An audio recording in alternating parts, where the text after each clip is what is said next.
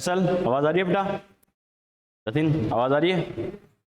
चलो बेटा स्टार्ट करते हैं। अपना जो लास्ट लेक्चर हुआ था उसमें अपन टाइप्स ऑफ यूनिट सेल अपन ने स्टार्ट किया था बेटा। उसमें अपने एससीसी और बीसीसी दो ही तो अपने डिस्कस किए थे, दो ही किए थे ना, एससीसी और बीसीसी। क्लियर है? एससीसी के लिए अपन ने क्या कहा था? एससीसी में एटम कहाँ होता है? ओनली एंड ओनली कॉर्नर्स पर। ठीक है बेटा, ओनली यानी हमें पता है 8 कॉर्नर होते हैं, 8 कॉर्नर पर हर कॉर्नर पे एक एटम होगा, टोटल 8 एटम रिक्वायर्ड होते हैं। क्लियर? बीसीसी अपन ने क्या कहा था? नाम के अलावा और कहा बेटा कहाँ? कॉर्नर के अलावा जो उसके नेम में रिप्रेजेंट हो रहा है वहां पर होगा। बीसीसी बॉडी सेंटर, यानी कॉर्नर के अलावा बॉडी सेंटर पर भी होगा बेटा। वेरी गुड, ठीक है। चलो बेटा नंबर 3 पर स्टार्ट करते हैं बेटा। थर्ड टाइप की यूनिट सेल अपन लिखते हैं बेटा एफसीसी या फिर सीसीपी।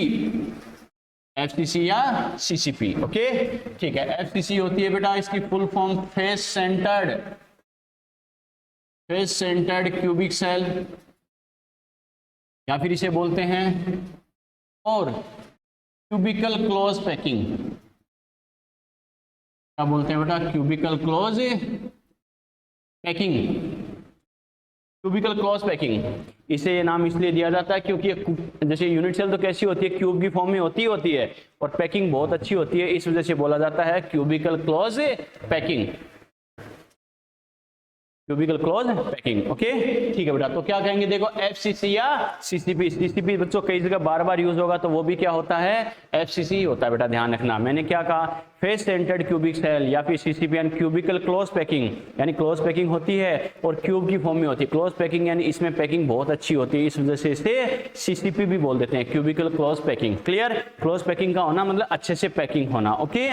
वो कैसे होगा 1 बाय 1 अपन डिटेल से डिस्कस करेंगे बेटा। तो सबसे पहले बच्चों देखो FCC, face centred cubic cell. Face centred इसका मतलब ये बताओ इसमें एटम कहाँ होंगे बेटा? एटम कॉर्नर तो होते ही है, कॉर्नर के अलावा कहाँ पर होंगे? फेस सेंटर पर होंगे बेटा। आ गया समझ में? तो क्या कहेंगे? Atoms are present at corners and face centre, यानी एटम कहाँ होंगे बच्चों? इसके कॉर्नर पर होंगे, कॉर्नर के अलावा कहाँ पर होंगे? क्योंकि अपन ने क्या कहा? कॉर्नर्स एंड फेस सेंटर, जो नाम में रिप्रेजेंट हो रहा है वहां पर भी होगा कॉर्नर के अलावा। तो क्या कहेंगे? यानी कॉर्नर और इसके अलावा कहाँ पर है? फेस सेंटर्स पर होते हैं बेटा। क्लियर है? ठीक है। फॉर एग्जाम्पल तो जैसे अपन मान लो क्यूबिकल यूनिट सेल अपन बनाए, तो ये मान लो हमें पता है ये अपना क्यूब हो गया, कोई दिक्कत नहीं है बेटा, ये क्यूब हो गया। तो ये तो जैसे अपने क्यूब बना दिया, ये अपना क्यूब हो गया। अब हमें पता है बच्चों देखो क्यूब की अगर बात करें तो क्या होगा? हमें पता है एटम कहाँ होते हैं? कॉर्नर पर तो होते ही होते हैं, कैसी भी यूनिट सेल हो तो क्या होगा? कॉर्नर पर होंगे। तो ये कॉर्नर पर हो गए बेटा, तो कॉर्नर पर बना दो, ठीक है। ये कॉर्नर पर हो गए। इसके अलावा कहाँ पर बनाने हैं? फेस के सेंटर पर। तो फेस के सेंटर पर बना दो बेटा। ये जैसे अपर साइड, ये लोअर साइड, ये राइट साइड, ये लेफ्ट साइड, ये फ्रंट साइड और ये बैक साइड। समझ में आ गया? इसका मतलब एटम कहाँ पर होंगे? कॉर्नर और फेस सेंटर पर। क्लियर? तो आपसे बोले टोटल कितने एटम होंगे बच्चों इनके लिए? 14। Very good. 8 कॉर्नर पर और 6 कहाँ होंगे? फेस सेंटर पर बेटा। टोटल कितने हो गए? 14 एटम्स रिक्वायर्ड होते हैं इसके फॉर्मेशन के लिए। क्लियर है? ठीक है। फिर आपसे बोले बच्चों देखो अगर इसका एज लेंथ क्या है? ए है। मैंने क्या कहा? एज लेंथ अगर ए है तो ये बताओ दो एटम के बीच की नियरेस्ट डिस्टेंस कितनी होगी? दो एटम के बीच की नियरेस्ट डिस्टेंस कितनी होगी? तो देखो बेटा क्या होगा, देखो बेटा समझना इस चीज को। मैंने क्या कहा? दो एटम के बीच की नियरेस्ट डिस्टेंस कौन सी होगी, कैसी होगी? ये मान लो जैसे फेस सेंटर वाला एटम मैं यहाँ बना रहा हूँ, ओके। तो नियरेस्ट डिस्टेंस कैसी होगी?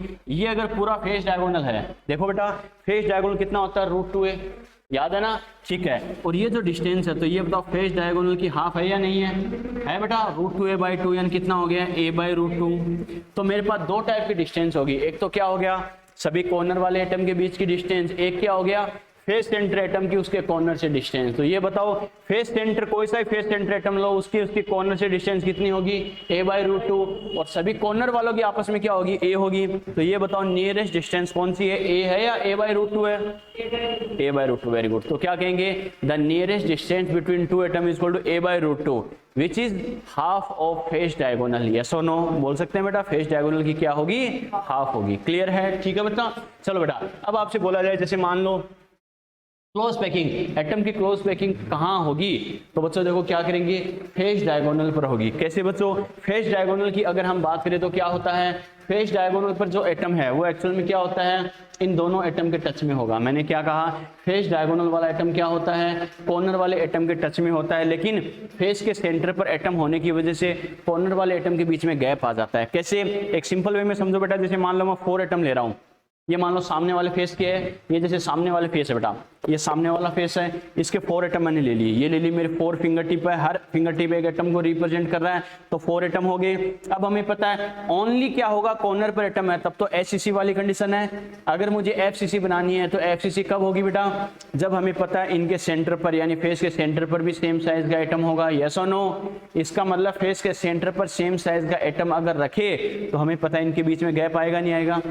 गैप आएगा बेटा। ठीक है, तो क्या होगा, कॉर्नर वाले एटम के बीच में तो गैप होता है, लेकिन जो फेस का सेंटर पर जो एटम रखा वो क्या होगा, सभी कॉर्नर वाले एटम के टच में होगा। क्लियर? ठीक है, तो क्या करेंगे, एक अगर फेस डायगोनल अपन खींचे तो उसमें एटम क्या होते हैं, इस टाइप से पैकिंग में होते हैं, जिसमें ये मान लो कॉर्नर वाला हो गया दोनों, ये फेस सेंटर वाला, इधर वाला बॉडी डायगोनल खींचे फेस डायगोनल तो भी क्या होगा, ऐसा होगा बेटा, यानी इसके टच में होता है, इस टाइप की कंडीशन होती है। आ गया समझ में? तो क्या होगा, फेस के सेंटर यानी फेस डायगोनल अगर बनाए तो 3 एटम क्या होते हैं, एक रो में होते हैं, एक लाइन में होते हैं, जिनके बीच में कोई फ्री स्पेस नहीं होता, ये होती है क्लोज पैकिंग। आ गया समझ में? क्लियर? ठीक है, एक बच्चों स्पेशली इसके लिए वर्ड आता है क्या, आइडियल पैकिंग। ये क्या होता है बेटा, आइडियल पैकिंग होती है। क्लियर है? आइडियल पैकिंग का मतलब क्या होता है, इसमें सबसे अच्छी पैकिंग होती है बेटा। ओके, कैसे बेटा, आगे जैसे हम डिटेल से पढ़ेंगे, इसमें क्रॉस पैकिंग होती है। क्रॉस पैकिंग का मतलब क्या होता है, जैसे मान लो 2 कंडीशन है, एक तो मैं पैकिंग ऐसी बना रहा हूँ बच्चों, एक तो मैंने ऐसी पैकिंग बनाई है, जैसे घर में बच्चों अपन वॉल बनाते हैं। ओके, एक तो मान लो ये कंडीशन है, एक तो मैंने ऐसे बनाया है, दूसरी मान लो मैं ऐसे बना रहा हूं,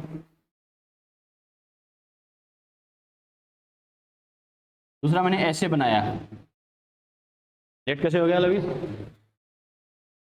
ऑटो लेट कर दिया, आराम से सेकंड पे बैठ जाओ, आराम से, कोई दिक्कत नहीं, सेकंड पे आराम से बैठ जाओ, दिक्कत नहीं।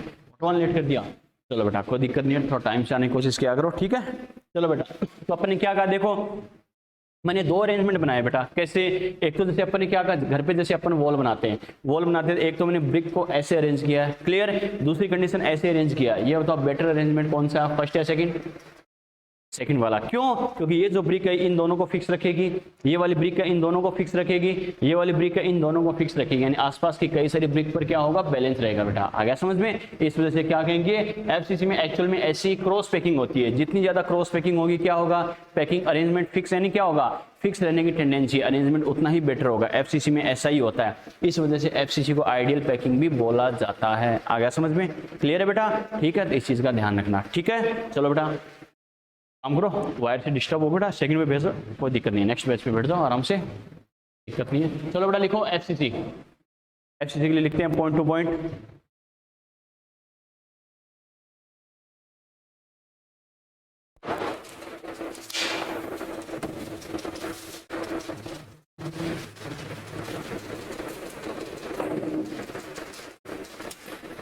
लिखो atoms are present, atoms are present, atoms are present at corners, atoms are present at corners and face centers, atoms are present at corners and face centers, atoms are present at corners and face centers। बेटा बेटा class में present नहीं, परीक्षा को call करो, और नहीं आएगा। ठीक है, atoms are present at corners and face centre, लिख लिए, गोरो को भी कॉल करो, कहाँ हो, atoms are present at corners and face centre, लिख लिए। ठीक है, ये डायग्राम की जगह छोड़ दो बेटा, नेक्स्ट पॉइंट लिखो, 14 एटम्स,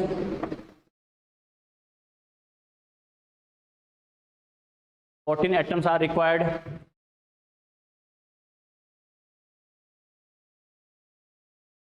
14 atoms are required। जल्दी डिसाइड करो बेटा कौन सा कलर बेटर रहेगा लिखने में, जल्दी डिसाइड करो, लिखना स्टार्ट करो। 14 atoms are required,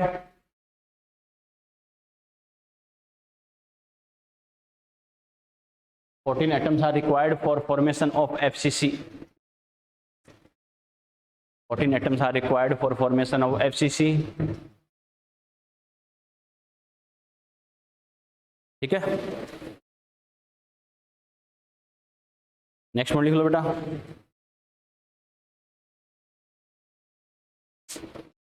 देखो nearest distance between two atoms, nearest distance between two atoms, nearest distance between two atoms कितनी होगी लवीस, कितनी होगी? दो एटम के बीच की नियरेस्ट डिस्टेंस कितनी होगी? a/√2। कैसे होगी बेटा? ध्यान है ना, सभी कॉर्नर्स वाले के बीच की डिस्टेंस तो कितनी है बेटा? a है। फेस के सेंटर पर जो होगा उसके कॉर्नर से कितनी होगी? a/√2 बेटा, ठीक है, क्योंकि फेस डायगोनल की हाफ हो जाएगी। क्लियर है? लिखो बेटा, nearest distance between two atoms is a/√2, is a/√2 which is half of face diagonal, which is half of face diagonal,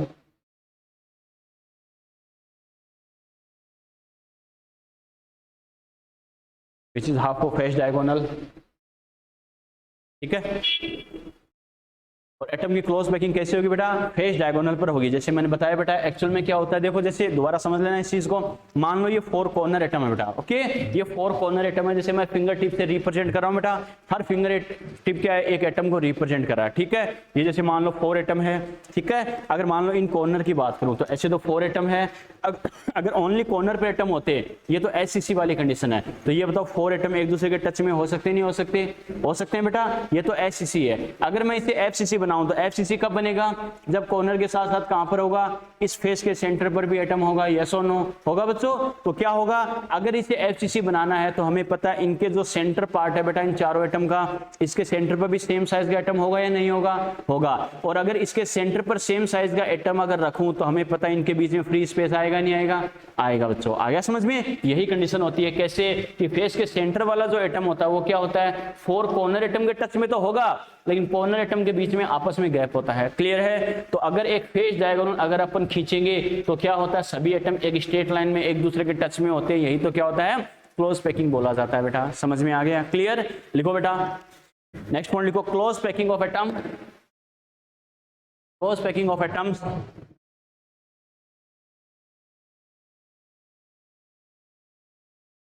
close packing of atoms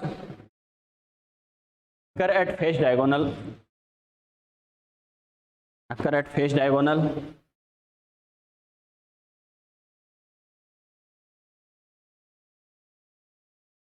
लिख लिया? ठीक है, एक चीज और लिख लेना, FCC is an ideal packing, FCC is an ideal packing. ये पॉइंट ध्यान रखना बेटा, एक आइडियल पैकिंग है, क्योंकि सबसे ज्यादा क्रॉस पैकिंग इसी में होती है। क्रॉस पैकिंग कैसे? आगे अपन कई सारे पैकिंग के टाइप पढ़ेंगे बेटा, A type, A B type, ABC type, यानी जितने ज्यादा क्या होगा क्रॉस में पैकिंग होगी उतने ही ज्यादा अल्फाबेट यूज करते हैं, और जितनी ज्यादा क्रॉस पैकिंग होती है उतनी ज्यादा पैकिंग बेटर होती है। ओके, जैसे मैंने बताया बेटा, ब्रिक वाला एक वॉल तो अपन ऐसे बनाएंगे, एक वॉल अपन ऐसे बनाएंगे। ऐसे अगर क्रॉस में अगर ब्रिक्स को अगर अपन अरेंज करें तो हमें पता है पैकिंग बेटर होगी या नहीं होगी? होगी बेटा। तो क्या होता है? एफसीसी में ऐसी ही पैकिंग होती है। क्लियर है? ठीक है बच्चों, चलो ये एफसीसी वाला डायग्राम बना लो फटाफट, नहीं बनाया तो एफसीसी वाला डायग्राम बना लो।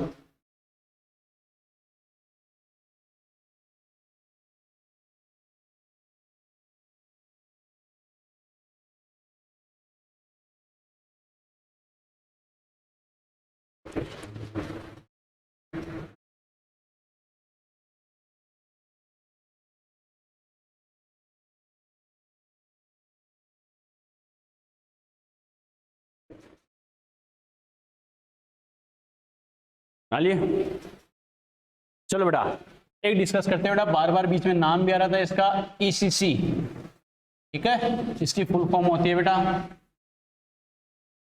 एंड सेंटर्ड, और इसे एक नाम और देते हैं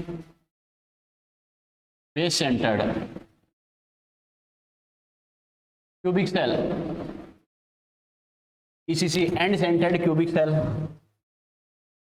एंड सेंटर्ड या बेस सेंटर्ड भी इसे बोलते हैं।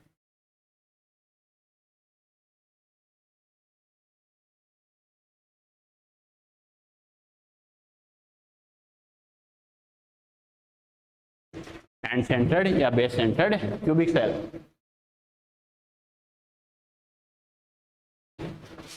लिख लिए? देखो बच्चों क्या होता है, कैसे होता है। सबसे पहली बात तो मैंने क्या कहा था, हर यूनिट सेल के लिए कम से कम ये तो स्पेसिफिक पॉइंट दिमाग में होना ही चाहिए, एटम कहाँ कहाँ होते हैं। क्लियर है? ध्यान रखना इसमें कहाँ होते हैं बेटा, एटम्स आर प्रेजेंट एट, एक तो ध्यान रखना कॉर्नर्स, मैंने क्या बोला, corners and two opposite face centres. मैंने क्या बोला बेटा, corners and two opposite face centre. ये जरूर ध्यान रखना बेटा, दो अपोजिट फेस सेंटर पर होगा बेटा। आ गया समझ में? यानी एटम कॉर्नर पर तो होगा ही होगा। जैसे मान लो ये वाली अपनी यूनिट सेल है बेटा, इसके अकॉर्डिंग अगर अपन स्टडी करें तो देखो बेटा इसके सभी कॉर्नर पर तो एटम है ही है, 1 2 3 4 5 6 7 8, ये तो कॉर्नर वाले हो गए। लेकिन अगर फेस सेंटर की मैं बात करूं तो ये बताओ सभी फेस सेंटर पर होगा क्या? नहीं, दो अपोजिट फेस सेंटर। दो अपोजिट फेस सेंटर का मतलब है, एक अगर आपने अपर साइड वाला फेस सेंटर लिया है तो कौन सा लेना, लोअर साइड वाला। राइट साइड वाला लिया तो कौन सा लेना उसके अपोजिट में, लेफ्ट वाला। फ्रंट साइड वाला लिया तो कौन सा लेना, बैक साइड वाला। मेरा कहने का मतलब क्या है, ओनली दो अपोजिट फेस सेंटर पर एटम होंगे। अगर ऐसा है तो इसे बोलते हैं ECC, end centred cubic cell. आ गया समझ में? क्लियर है बेटा? ध्यान रखना। अब ये बताओ इसके फॉर्मेशन के लिए टोटल कितने एटम रिक्वायर्ड है? कितने? 10 बेटा। 8 तो कॉर्नर पर हो जाएंगे और कोई भी दो फेस सेंटर वाले हो जाएंगे, तो टोटल कितने हो गए? 10 एटम हो जाएंगे। इससे ज्यादा इसमें कुछ नहीं पूछेगा, ये क्या होता है वो क्या होता है। बस एनसीईआरटी में डेफिनेशन दे रखी है, तो कम से कम एनसीईआरटी में डेफिनेशन है तो बेसिकली आइडिया होना चाहिए कि इसका मतलब क्या होता है। क्लियर? बाकी इससे ज्यादा इसमें कुछ भी काम नहीं आएगा बेटा। ओके, लिखो बेटा, लिखो atoms are present at corners,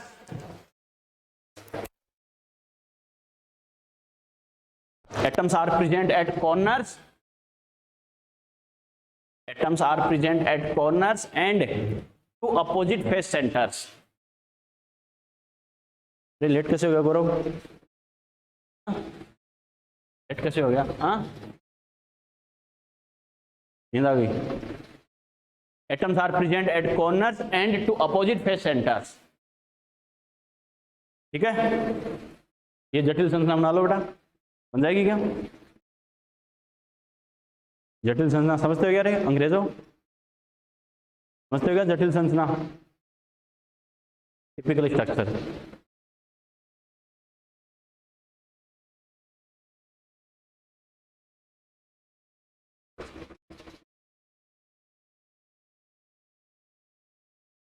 चला ले बेटा, चला ले, चला ले।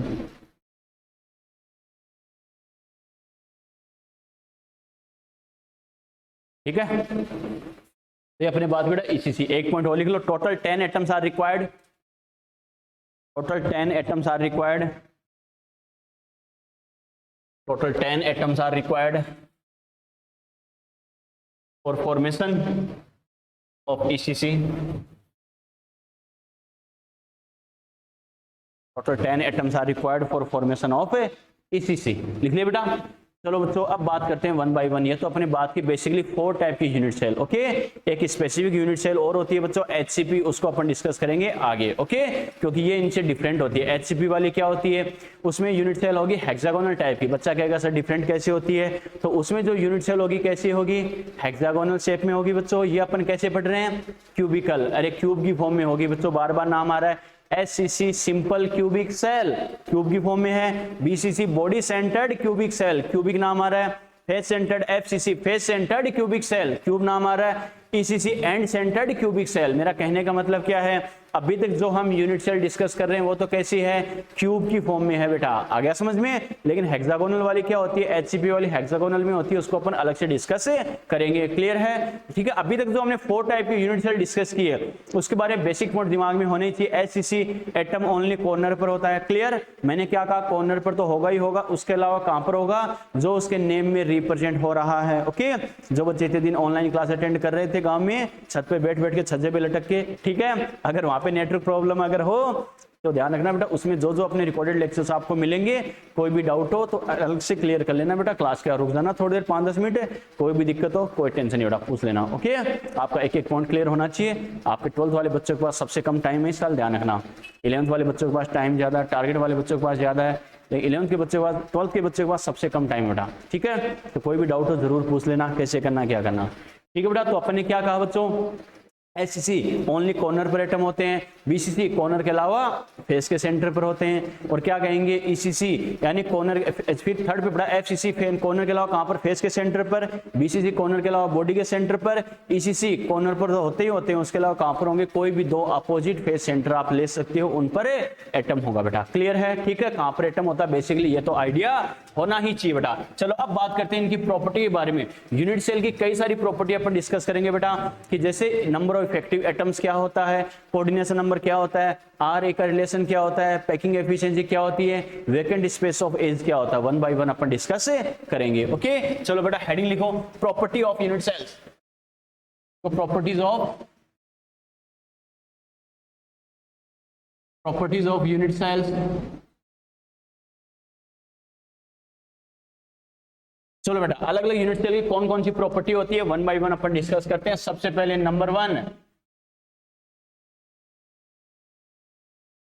Effective number of atoms.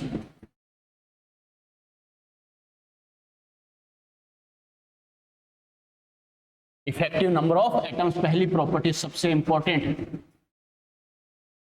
इसका सिंबल होता है बेटा जेड या फिर स्मॉल एन, दोनों ही सिंबल इसके लिए यूज किए जाते हैं। इफेक्टिव नंबर ऑफ एटम्स,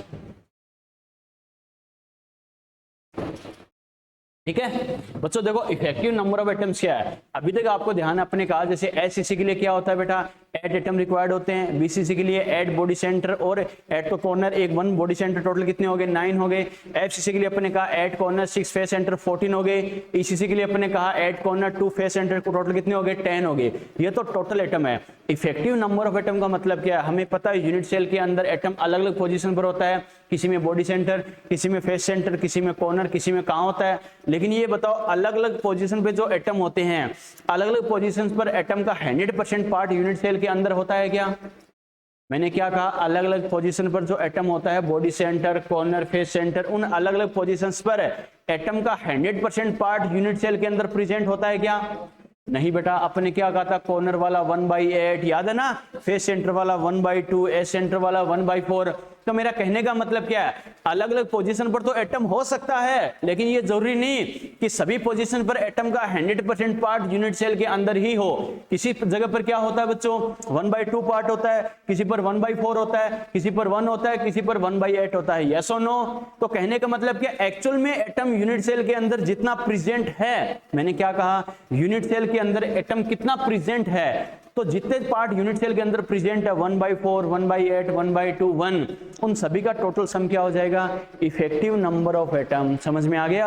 अरे सीधी सी बात है, जैसे अपन बोले कि मान लो सर की क्लास मान लो 60 मिनट की है सपोज करो, लेकिन सर ने मान लो 30 मिनट ही पढ़ाया, बाकी 30 मिनट में मान लो सर साइड में बैठ के टाइम पास कर दिया, या फिर नेट की प्रॉब्लम आ गई, कुछ भी हो, तो अपन क्या बोलेंगे, टोटल क्लास का टाइम 60 मिनट था, लेकिन इफेक्टिव टाइम तो 30 मिनट ही था, जहां पर कांस्टेंट पढ़ाई हुई। यस और नो? बाकी 30 मिनट में बीच में डिस्टर्बेंस हो रहा था, कभी नेट कनेक्टिविटी प्रॉब्लम, कभी स्क्रीन नहीं आ रही, कुछ भी हो बेटा, कोई प्रॉब्लम हो सकती है। लेकिन मैंने क्या कहा, टोटल टाइम 60 मिनट है, इससे मतलब नहीं है, इफेक्टिव बोल दिया, यानी टोटल टाइम में एक्चुअल में यूज कितना हुआ, 30 मिनट। समझ में आ गया? वैसे ही टोटल तो एटम कितने भी हो सकते हैं, लेकिन एक्चुअल में यूनिट सेल के अंदर उनका कितना पार्ट प्रेजेंट है, उसका नंबर बोला जाएगा इफेक्टिव नंबर ऑफ एटम्स। समझ में आ गया बेटा? यस और नो? क्लियर? तो इसकी डेफिनेशन अगर अपन बोलना चाहे तो बेटा देखो क्या कह सकते हैं, जेड कैलकुलेट करने का तरीका, मैंने क्या कहा था, इसका सिंबल जेड या कई टीचर स्मॉल एन से भी लिखा देते हैं। क्लियर? तो इसके लिए क्या कहेंगे, जेड क्या होगा, द टोटल सम ऑफ, क्या कहा, the total sum of parts of atom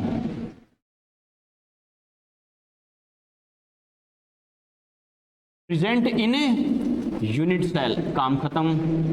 ठीक है बेटा, मैंने क्या कहा, जेड कैलकुलेट करने का तरीका क्या है, the total sum of parts of atom present in unit cell. ठीक है बेटा, ये किसके इक्वल होगा, जेड के इक्वल होगा, यानी यूनिट सेल के अंदर एटम जिन जिन पोजीशन पर प्रेजेंट होता है, तो यूनिट सेल के अंदर कितने पार्ट, मतलब जो पार्ट प्रेजेंट होता है उन सभी का टोटल सम क्या बोला जाएगा, इफेक्टिव नंबर ऑफ एटम बोला जाएगा। समझ में आ गया? क्लियर है बेटा? ठीक है, अब अपने अलग अलग यूनिट सेल अपने डिस्कस किए। एचसीसी का मतलब क्या होता है, बीसीसी का मतलब क्या होता है, एफसीसी का मतलब क्या होता है, ईसीसी का मतलब क्या होता है, इन सभी के लिए जेड कैलकुलेट कर सकते हैं, नहीं कर सकते? कर सकते हैं बेटा। जेड का मतलब क्या होता है ये हमें पता चल गया, यूनिट सेल के अंदर जितने जितने पार्ट एटम के प्रेजेंट होते हैं, कॉर्नर वाला इतना होगा, बॉडी सेंटर वाला इतना होगा, उन सभी के पार्ट का जो सम कर देंगे वो उसका इफेक्टिव नंबर ऑफ एटम बोला जाएगा। क्लियर है बेटा? ठीक है बच्चों, चलो वन बाय वन डिस्कस करते हैं बेटा। सबसे पहले जैसे अपन बोले 4SCC, बस अब अपना आगे का पार्ट यही है बच्चों पूरे चैप्टर का। क्या यानी बेसिक प्रॉपर्टी का मतलब क्या है? जैसे मैंने कहा पैकिंग एफिशिएंसी होगा, कोऑर्डिनेशन नंबर हो गया, इफेक्टिव नंबर ऑफ एटम हो गया, इसका मतलब क्या है और अलग अलग यूनिट सेल में इसकी वैल्यू कितनी होगी बेटा, इसका मान क्या होता है, ये हमें ध्यान होना चाहिए। सीधा क्वेश्चन उठा के पूछेगा क्या होता है, कैसे होता है। क्लियर है? तो देखो एससीसी के लिए जेड कैसे कैलकुलेट करेंगे, तो सबसे पहले बच्चों को एससीसी का आइडिया होना चाहिए। एससीसी यूनिट सेल कैसे बनती है कि ये जैसे क्यूब होता है, कोई दिक्कत नहीं, क्यूब होता है, ये क्यूब बना दिया बच्चों। अब हमें पता है एससीसी में एटम कहां कहां प्रेजेंट होता है, ओनली कॉर्नर पर होता है, ध्यान है ना। तो क्या करेंगे बेटा, कॉर्नर पर एटम बना दो। ये लो कॉर्नर पर एटम हो गए बच्चों, ये हमने कॉर्नर पर एटम बना दिया। ठीक है बेटा, ये हमने कॉर्नर पर एटम बना दिया। क्लियर है? ठीक है। अब एक बात बताओ बेटा, कॉर्नर वाला एटम कितना पार्ट होता है?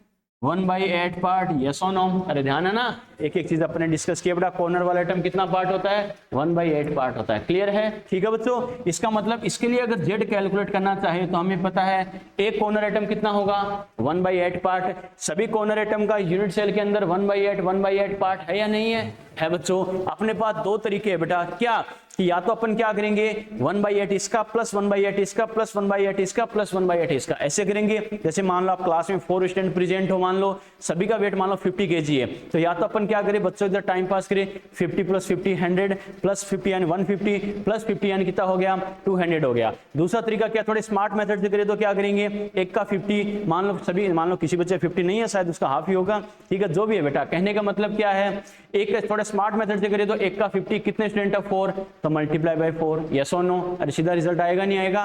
आएगा बेटा। वैसे ही यहाँ भी अपने पास क्या दो मेथड है बेटा। एक तो क्या करेंगे कि 1/8 प्लस 1/8 प्लस 1/8 प्लस 1/8 ऐसे टाइम पास करें। एक क्या सभी का इक्वल तो पार्ट है बेटा, सभी का इक्वल पार्ट है, तो एक एटम कितना पार्ट प्रेजेंट होता है 1/8, और ऐसे टोटल कितने एटम है 8 है बेटा। तो मल्टीप्लाई बाय क्या कर दूंगा 8 कर दूंगा, तो कितना आ जाएगा z = 1, यस और नो? अरे इसको सोल्व करने पर 1 कैसे है, सोल्व करके बताऊं क्या, ये तो ध्यान है ना, यस और नो? क्लियर है बेटा? ठीक है। तो मेरा कहने का मतलब क्या है, ये तो एससीसी के लिए हो गया, जेड की वैल्यू क्या होगी कैसे होगी। क्लियर है? ठीक है बेटा। अब बात करते हैं बीसीसी के लिए, ठीक है, for BCC second property discuss करते हैं अपन किसके लिए, बीसीसी के लिए। ये कैसे होगा क्या होगा बेटा, ठीक है। बीसीसी मैंने क्या कहा, सबसे पहले बच्चे को आइडिया होना चाहिए कि जो बोला है वो यूनिट सेल कैसे होती है, तो एक एक बेसिक अपन ने पढ़ा है। बीसीसी के लिए हमें ध्यान है बच्चों, एटम कहाँ कहाँ होता है, जतीन कहाँ कहाँ होता है, कहाँ कहाँ होता है, कॉर्नर्स पे, बस किसके सेंटर पर, ए सेंटर किसके सेंटर पर, बॉडी के सेंटर। बेटा नाम से पता चल रहा है बीसीसी बॉडी सेंटर्ड, याद है ना, मैंने कहा था जो नाम में रिप्रेजेंट हो रहा है वहां पर भी होगा, इसका ना कॉर्नर के अलावा बॉडी के सेंटर पर बना दो बेटा, कोई दिक्कत नहीं है। क्लियर है? ठीक है। ये हमें पता है कितना पार्ट होता है 1/8 पार्ट होता है, और बॉडी सेंटर वाला कितना होगा बेटा 1 पार्ट, क्योंकि ये तो 100% यूनिट सेल के अंदर ही होता है। क्लियर है ना? ठीक है बच्चों। देखो इसके लिए अगर हम जेड कैलकुलेट करना चाहे तो देखो जेड कैसे करेंगे, कॉर्नर वाला 1/8, ठीक है बेटा। देखो सबसे पहली बात तो क्या, कॉर्नर वाले एटम को आप ले लो, कैसे, कॉर्नर वाला कितना पार्ट है 1/8, टोटल कितने कॉर्नर एटम बेटा 8 है, तो मल्टीप्लाई बाई 8 कर दो, प्लस इसके अलावा हमें पता कहां पर प्रेजेंट है, बॉडी के सेंटर पर, बॉडी सेंटर कितना परसेंट होता है 1, ऐसे टोटल कितने एटम है 1 ही है बेटा, तो मल्टीप्लाई बाई 1 कर दो, ये कितना हो गया 1, तो 1 + 1 तो जेड कितना आ गया 2 आ गया बेटा। ये मैं डाटा ब्लॉक इसलिए कर रहा हूं बच्चों, सीधा क्वेश्चन बनेगा, ये बार बार काम भी आएंगे और सीधा ऑप्शन भी आपको मिलेगा, क्या किसके लिए क्या होता है कैसे क्या होता है, एक एक चीज ध्यान रखनी है। क्लियर है? ठीक है बच्चों। अब बात करें किसके लिए, एफसीसी के लिए। एफसीसी के लिए अगर बात करें बच्चों, सबसे पहले बच्चे को आइडिया होना चाहिए कि एफसीसी यूनिट सेल का मतलब क्या होता है। लवीस, एफसीसी यूनिट सेल का मतलब क्या होता है बेटा, बिल्कुल कॉर्नर पर और फेस सेंटर पर एटम प्रेजेंट होंगे। ये लो बच्चों कॉर्नर पर बना दिया, कॉर्नर पर एटम बना दो, इसके अलावा कहां पर बना देंगे बेटा, फेस सेंटर बना देंगे, upper lower right left front और बैक साइड। क्लियर है बेटा? ठीक है, ठीक है बेटा। ये बताओ रोहित, ये बताओ बेटा कॉर्नर वाला एटम कितना पार्ट प्रेजेंट होता है भाई 8 पार्ट, बिल्कुल बेटा, ये कितना हो गया 1/8 पार्ट। और ये बताओ फेस सेंटर वाला कितना होगा फेस सेंटर वाला कितना होगा, फेस सेंटर वाला कितना होगा 1/2 बताया था बेटा 2 लेक्चर पहले। मैंने क्या कहा था, कौन सा एटम कितना प्रेजेंट होता है फेस सेंटर पर, क्या करेंगे, अरे फेस का सेंटर कितना परसेंट पार्ट कवर करता है, यानी 50% यूनिट सेल के अंदर होता है। कैसे समझ लेना इस चीज को, पीछे के लेक्चर जरूर देखना बेटा। इसलिए कहता हूँ ऑनलाइन की दिक्कत यही होती है, बच्चा कंटिन्यूटी रख नहीं पाता, कभी नेटवर्क की वजह से, कभी बच्चा सोचता है कि रिकॉर्डेड देख लेंगे, ठीक है, और देख लेने में वो फीलिंग आती नहीं है। देख लेंगे मतलब देख ही लेंगे फिर, और एक लेक्चर मिस हो जाता है तो आगे के चैप्टर की कनेक्टिविटी खत्म हो जाती है, तो ये ध्यान रखना। तो सिलेक्शन वाला बच्चा जो अच्छी रैंक देता है उसकी वही बात है, रेगुलरिटी, इसीलिए तो बोलते हैं रेगुलरिटी। ऑफलाइन का अगर मौका मिल रहा है तो फायदा उठाओ, बाकी तो ऑनलाइन तो पढ़ना है ही है, अगर वापस कुछ हो गया तो ये ध्यान रखना, ठीक है। जहां तक हो सके ऑफलाइन का अगर अपॉर्चुनिटी मिल रही है तुम्हें तो फायदा उठाओ इसका बेटा, ठीक है। चलो बेटा, तो मेरा कहने का मतलब क्या है, देखो बेटा, जैसे मान लो फेस सेंटर वाला एटम है, ठीक है, कोई एटम यूनिट सेल के अंदर कितना प्रेजेंट है ये कैसे पता करना है, उस एटम को पूरा कवर कर दो, ठीक है, पूरा कवर कर दो। यानी पूरा कवर कैसे करना है बेटा, अगर फेस के सेंटर पर है, इसके ऊपर ऐसा एक बॉक्स और लगा दूं, तो ये बताओ फेस सेंटर वाला एटम पूरा कवर होगा नहीं होगा। पूरा कवर होने का मतलब है हमें दिखाई नहीं देना चाहिए, ओके। इसका मतलब ये फेस सेंटर एटम है, इसके ऊपर ऐसा एक बॉक्स और लगा दो, इसका मतलब ये एटम पूरा कवर हो गया, यानी पूरा फॉर्मेशन हो गया। इस एटम को पूरा कवर करने के लिए, पूरा फॉर्मेशन करने के लिए ऐसी कितनी यूनिट सेल जरूरत पड़ी बेटा, एक तो ये खुद है, एक इसके ऊपर, यस और नो। इसका मतलब 2 यूनिट सेल से पूरा एटम कवर हो रहा, पूरा एटम बन रहा है, तो एक में कितना पार्ट होगा, 1/2, हाफ हो गया बेटा, 50 इसमें 50% इसमें, सीधी सी बात है, ओके, ठीक है। तो बेटा अपन ने क्या कहा, फेस सेंटर वाला आइटम होता है वो क्या होता है, यानी 2 यूनिट सेल में कॉमन होता है। चारों पॉइंट्स को मैं वापस बोल रहा हूं बेटा, अच्छे से दिमाग में सेट कर लेना, ओके। कोई दिक्कत हो तो अपना रिकॉर्डेड लेक्चर्स भी देख सकते हो यूनिट सेल वाले में, या फिर क्लास के बाद रुक के पूछ सकते हो। ध्यान रखना, बॉडी सेंटर वाला 100% होता है, यानी 1 पार्ट, क्लियर। फेस सेंटर वाला 50% होता है एक यूनिट सेल के अंदर, यानी 1/2, क्लियर। ए सेंटर वाला बेटा 25% होता है, यानी 1/4। कॉर्नर वाला होता है 12.5%, यानी 1/8 पार्ट। समझ में आ गया, ये चारों चीजें ध्यान रखनी है बेटा, क्लियर है, ठीक है बेटा। तो क्या कहेंगे, देखो फेस सेंटर वाले के लिए क्या बोलेंगे, 1/2 पार्ट, ये हमें पता है, बेसिक कॉन्सेप्ट सारे। अब यहां से अगर जेड कैलकुलेट करना हो तो क्या करेंगे बेटा, एटम कहां है, कॉर्नर पर है, तो कॉर्नर वाला एक एटम कितना होता है, 1/8 पार्ट, क्लियर है, ठीक है। मल्टीप्लाई बाय टोटल कितने कॉर्नर है, 8, क्लियर है, ठीक है बेटा। प्लस इसके अलावा कहां पर है, फेस सेंटर, फेस सेंटर वाला कितना पार्ट होता है, 1/2 पार्ट होता है। टोटल कितने फेस सेंटर है, 6, तो मल्टीप्लाई बाय 6 कर देंगे बेटा, तो ये कितना आ गया 1, ये कितना हो गया 3, यानी 1 + 3, जेड की वैल्यू कितनी आ गई, 4 आ गई। यानी एफसीसी के लिए जेड कितना होता है, 4 होता है बेटा। समझ में आ गया, यस और नो, क्लियर है। चलो बेटा, एक प्रॉपर्टी और देखते हैं, किसके लिए, ईसीसी के लिए। अगर मैं कहूं बेटा फॉर ईसीसी, देखो ईसीसी के लिए कैसे करना है, सबसे पहले ईसीसी की यूनिट सेल अगर हम बनाएंगे तो हमें पता है ईसीसी में एटम कहाँ होते हैं बच्चों, अरे कॉर्नर पर होते हैं, बोलो बेटा कॉर्नर पर, और इसके अलावा कहाँ होंगे, कॉर्नर के अलावा कहाँ पर होंगे, कोई भी 2 अपोजिट फेस सेंटर ले लेंगे उन पर होंगे, क्लियर है, यानी ये कॉर्नर पर होंगे। इसके अलावा कोई भी 2 अपोजिट फेस सेंटर अपन ले सकते हैं, ये क्या होगी, ईसीसी यूनिट सेल होगी, क्लियर है, ठीक है। अब हमें पता है कॉर्नर वाला कितना होता है, 1/8 पार्ट होता है, ये कितना होता है बच्चों फेस सेंटर पर, तो ये 1/2 पार्ट होता है, क्लियर है, ठीक है। इसके लिए जेड कैलकुलेट करना है तो क्या करेंगे, कॉर्नर वाला 1/8, ऐसे टोटल कितने एटम होते हैं, 8, तो मल्टीप्लाई बाय 8 हो गया, प्लस फेस सेंटर वाला कितना होता है 1/2 मल्टीप्लाई बाय 6, यस और नो, क्यों बेटा, बिल्कुल बेटा। अरे टोटल नंबर ऑफ एटम्स कितने हैं, अब 6 थोड़ी है, एफसीसी थोड़ी पढ़ रहे हैं, ईसीसी पढ़ रहे हैं। ईसीसी में कोई भी 2 फेस सेंटर लेने हैं तो कोई भी 2 लेंगे तो मल्टीप्लाई बाय कितना हो गया, 2 हो गया, ये क्या हो गया 1, ये क्या हो गया 1, 1 + 1 कितना होता है बेटा, अरे 1 + 1 कितना होता है बेटा, अरे इसमें भी डाउट है क्या, 1 + 1 कितना होता है, तो बोल क्यों नहीं रहे, ठीक है। चलो बेटा, कैसे करना समझ में आ गया, यस और नो, नोट करो बेटा। जेड क्या होता है, कौन सी यूनिट सेल की नंबर क्या होता है, ध्यान रखना, एक एक चीज बहुत इंपॉर्टेंट है।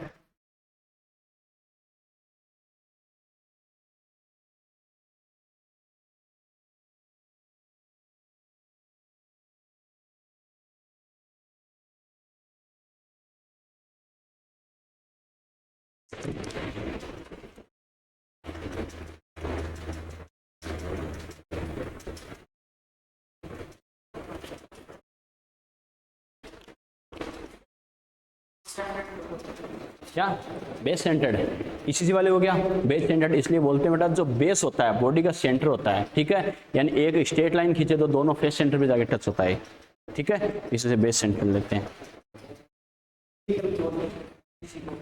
इसलिए बोलते हैं बेटा क्यूबिकल क्लोज यानी क्या, यानी क्यूब की फॉर्म में यूनिट सेल होती है और पैकिंग बहुत अच्छी होती है, इस वजह से क्यूबिकल क्लोज पैकिंग। बिल्कुल, यूनिट सेल कैसी होती है क्यूब की फॉर्म में, और क्लोज पैकिंग होती है, पैकिंग बहुत अच्छी होती है एटम्स की, तो क्यूबिकल क्लोज पैकिंग। जैसे HCP हेक्सागोनल क्लोज पैकिंग, उसमें भी पैकिंग अच्छी होती है, लेकिन यूनिट सेल कैसी होती है हेक्सागोनल होती है, इस वजह से वो HCP हो गया, ये CCP हो गया। FCC और HCP दोनों में पैकिंग अच्छी होती है, बस वो यूनिट सेल हेक्सागोनल है तो HCP बोल देंगे, ये होती है क्यूबिकल तो CCP बोल देंगे, क्यूबिकल क्लोज पैकिंग।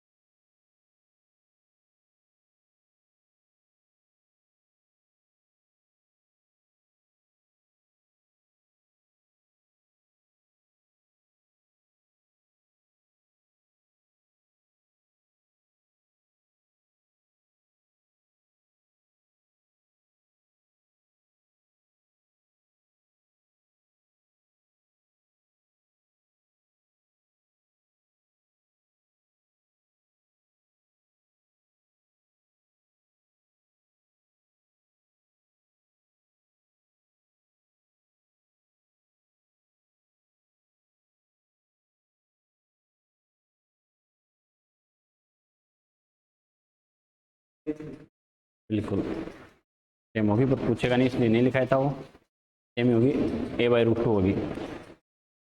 चलिए चलिए चलो बेटा देखो इसमें कंफ्यूजन वाली बात देखो, आपसे क्या पूछेगा, अब कई जगह क्या करेगा, देखो टोटल एटम्स बोले तो वो बात अलग है बेटा, इफेक्टिव नंबर ऑफ एटम बोले तो वो वैल्यू अलग होगी, यस और नो, ठीक है। कई जगह देखो बच्चे से कंफ्यूज करने के लिए क्या बोलेगा, ओनली नंबर ऑफ एटम बोल देता है, क्या बोल देता है, ओनली नंबर ऑफ एटम। अब बच्चा कंफ्यूज होगा, sir effective number of atom मानूं या फिर टोटल एटम मानूं, क्यों, SEC के लिए बात करें तो देख सकते हो नंबर ऑफ टोटल एटम कितने होते हैं, 8 होते हैं, लेकिन इफेक्टिव नंबर ऑफ एटम कितना आ रहा है, 1 आ रहा है। सर BCC के लिए टोटल नंबर ऑफ एटम 9 होते हैं, लेकिन इफेक्टिव नंबर ऑफ एटम 2 आ रहे हैं। सर FCC के लिए टोटल नंबर ऑफ एटम 14 होते हैं, इफेक्टिव नंबर ऑफ एटम 4 आ रहे हैं। ECC के लिए टोटल नंबर ऑफ एटम 10 होते हैं, इफेक्टिव नंबर ऑफ एटम 2 आ रहा है। क्लियर, इसका मतलब सर इफेक्टिव या फिर टोटल नंबर बोले तो इफेक्टिव या टोटल नंबर वाला कंसीडर करना ही करना है, लेकिन ओनली नंबर ऑफ एटम बोले तो कौन सा मानोगे, तो ध्यान रखना ओनली नंबर ऑफ एटम बोले तो आपको इफेक्टिव वाला कंसीडर करना है। मैंने क्या कहा बेटा, इसमें नंबर ऑफ एटम कितने होंगे, तो बच्चा टोटल मान के टिक लगा देगा, ऑप्शन दोनों मिलेंगे। अगर ओनली नंबर ऑफ एटम बोल रहा है तो आपको कौन सा कंसीडर करना है बेटा, effective number of atom consider करना। लिखा दूंगा, टेंशन मतलब, अपनी कॉपी में हर बात मिलेगी, लवीस इधर ध्यान दो, मैं लिखा दूंगा, अपने ग्रंथ में हर चीज मिलेगी, टेंशन मत लो। तो मेरा कहने का मतलब क्या है बेटा, ओनली नंबर ऑफ एटम बोले तो आपको क्या करना है, effective number of atom consider करना है। क्लियर है, अगर इफेक्टिव नंबर ऑफ एटम वाला ऑप्शन नहीं है तो टोटल वाला करना है, ध्यान रखना, ठीक है। या फिर चिल्ला चिल्ला के टोटल नंबर ऑफ एटम बोले तो टोटल वाला करना है। समझ में आ गया मैं क्या कहना चाहता हूं, क्लियर है। नोट लगाए लिखो बेटा, नोट लगाए लिखो, if only number of atoms, if only number of atoms, if only number of atoms is given, if only number of atoms is given, then consider it effective number of atoms.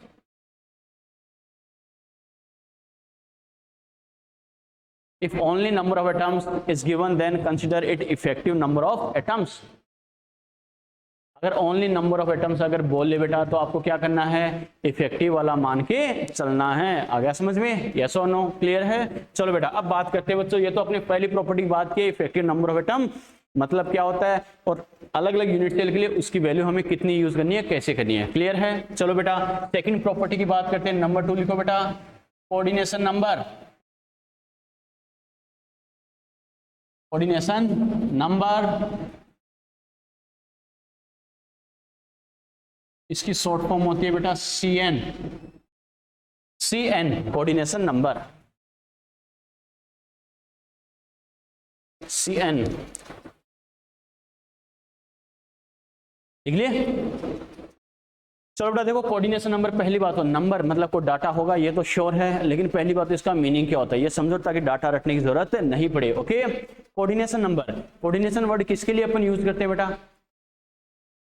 Communication के लिए। आ गया समझ में? यानी coordination यानी communication, ठीक है? यानी हिंदी में बोलते हैं समन्वय संख्या। समन्वय, समन्वय का मतलब भी होता है कोऑर्डिनेशन ही बोलते हैं बेटा उसे, ठीक है? तो पहली बात तो कोऑर्डिनेशन का मतलब होता है कम्युनिकेशन, कांटेक्ट में होना। आ गया समझ में? इसका मतलब कोई एटम अपने आसपास के जितने एटम के कांटेक्ट में होगा वही उस एटम का कोऑर्डिनेशन नंबर। मैंने क्या कहा, समझ में आया? कोई एटम क्या होगा, अपने आसपास के जितने एटम के कांटेक्ट में होता है वही उसका कोऑर्डिनेशन नंबर। लेकिन बच्चा कहेगा सर अगर अपन किसी सॉलिड की स्ट्रक्चर की बात करें तो उसमें क्या होता है, मिलियंस बिलियंस एटम हो सकते हैं, तो कोऑर्डिनेशन नंबर कैलकुलेट करने में सभी मिलियंस बिलियंस एटम को इंक्लूड करेंगे क्या? नहीं बेटा, इसकी कंप्लीट डेफिनेशन क्या होती है वो सुनना, the number of nearest neighbour atoms of same distance. समझ में आ गया? यानी कई सारे एटम्स तो प्रेजेंट है लेकिन आपको कौन से कंसीडर करने हैं बेटा? सेम डिस्टेंस वाले नियरेस्ट कौन से एटम है। आ गया समझ में? यानी कंप्लीट स्ट्रक्चर में कितने एटम है हमें इससे मतलब नहीं है, यानी जिस एटम के रेस्पेक्ट में आपको कोऑर्डिनेशन नंबर कैलकुलेट करना है उसके नियरेस्ट एटम कितने हैं वो भी सेम डिस्टेंस वाले। समझ में आ गया? यानी the number of nearest neighbour atoms of same distance, यानी सेम डिस्टेंस वाले जितने नेबर एटम होते हैं सबसे नियरेस्ट, सबसे पास वाले, वही क्या होगा, उस एटम का कोऑर्डिनेशन नंबर बोला जाएगा। ओके, कैसे बेटा समझना इस बात को? देखो कौन सी यूनिट सेल के लिए वैल्यू कितनी होती है रटना नहीं है, पहले मीनिंग समझो उसका मतलब क्या होता है, उसके अकॉर्डिंग फिर अपन बता सकते हैं इसकी वैल्यू कितनी होगी, क्या होगी। ओके, कैसे करना है बेटा? सबसे पहले कोऑर्डिनेशन नंबर की डेफिनेशन तो मैंने क्या बोली बेटा, दैट नंबर ऑफ, क्या बोला, the total number of nearest neighbour atoms, nearest neighbour atoms of same distance. बात समझ में आई बेटा? मैंने क्या कहा, the total number of nearest neighbour atoms of same distance. आ गया समझ में? इसको क्या बोलेंगे, कोऑर्डिनेशन नंबर होगा। ठीक है, डेफिनेशन वगैरह मैं शॉर्ट में लिखा रहा हूं बेटा समझने के लिए, समझ तो जाओगे ना? ठीक है, इसको ये बोला जाता है, टाइम पास की जरूरत नहीं है, ब्लॉक कर करके इसलिए लिखा रहा हूं ताकि जब भी रिवीजन करो फोकस इसी पर जाना चाहिए। इसका मतलब ये कोऑर्डिनेशन नंबर का मीनिंग ये होता है। क्लियर? क्या बोला, the total number of nearest neighbour atoms of same distance, यही किसके इक्वल होगा, कोऑर्डिनेशन नंबर के इक्वल होगा। ओके, कैसे बेटा? देखो एक मैं डायग्राम बना रहा हूं, फॉर एग्जाम्पल जैसे मान लो ये मैंने एटम फिक्स कर दिया जिसको मैं डॉट कर रहा हूं बेटा, उसके रेस्पेक्ट में मुझे रिजल्ट चाहिए। क्लियर है? ठीक है बेटा, देखो इसके चारों तरफ कई सारे एटम्स है, मान लो एक एटम ये है, एक एटम ये है, एक एटम ये है। क्लियर? ठीक है बेटा, और मैंने और भी कई सारे एटम्स मैं बना रहा हूं, जैसे मान लो एक एटम ये हो गया, एक एटम ये हो गया, एक एटम ये हो गया, एक एटम ये हो गया। मेरा कहने का मतलब क्या है, ये जो सेंटर वाला एटम है इसके चारों तरफ मैंने कई सारे एटम बनाए हैं। क्लियर? कुछ एटम मैंने छोटी साइज में बनाए हैं, कुछ मैंने बड़ी साइज में बनाए हैं। ओके, ठीक है, ये जो छोटी साइज वाले एटम है बेटा, सपोज करो ये जो डिस्टेंस है इसे 10 सेंटीमीटर पर है। मैंने क्या कहा, सभी छोटी साइज वाले एटम की डिस्टेंस क्या है, 10 सेंटीमीटर मान लो सेंटर एटम से। क्लियर है? ठीक है, और सभी जो बड़ी साइज वाले हैं इनकी डिस्टेंस है सपोज करो 20 सेंटीमीटर, मैंने क्या कहा, सभी बड़ी साइज वाले एटम की डिस्टेंस कितनी है बेटा, 20 सेंटीमीटर, समझने के लिए। ओके ठीक है, अब ये बताओ इस एटम की कोऑर्डिनेशन नंबर अगर मुझे कैलकुलेट करना है तो मैं क्या करूंगा, 1 2 3, 3 तो छोटी साइज के, 1 2 3 4, 4 बड़ी साइज के, टोटल 7 कर दूंगा ना, यस और नो, नो बेटा, कितना करेंगे,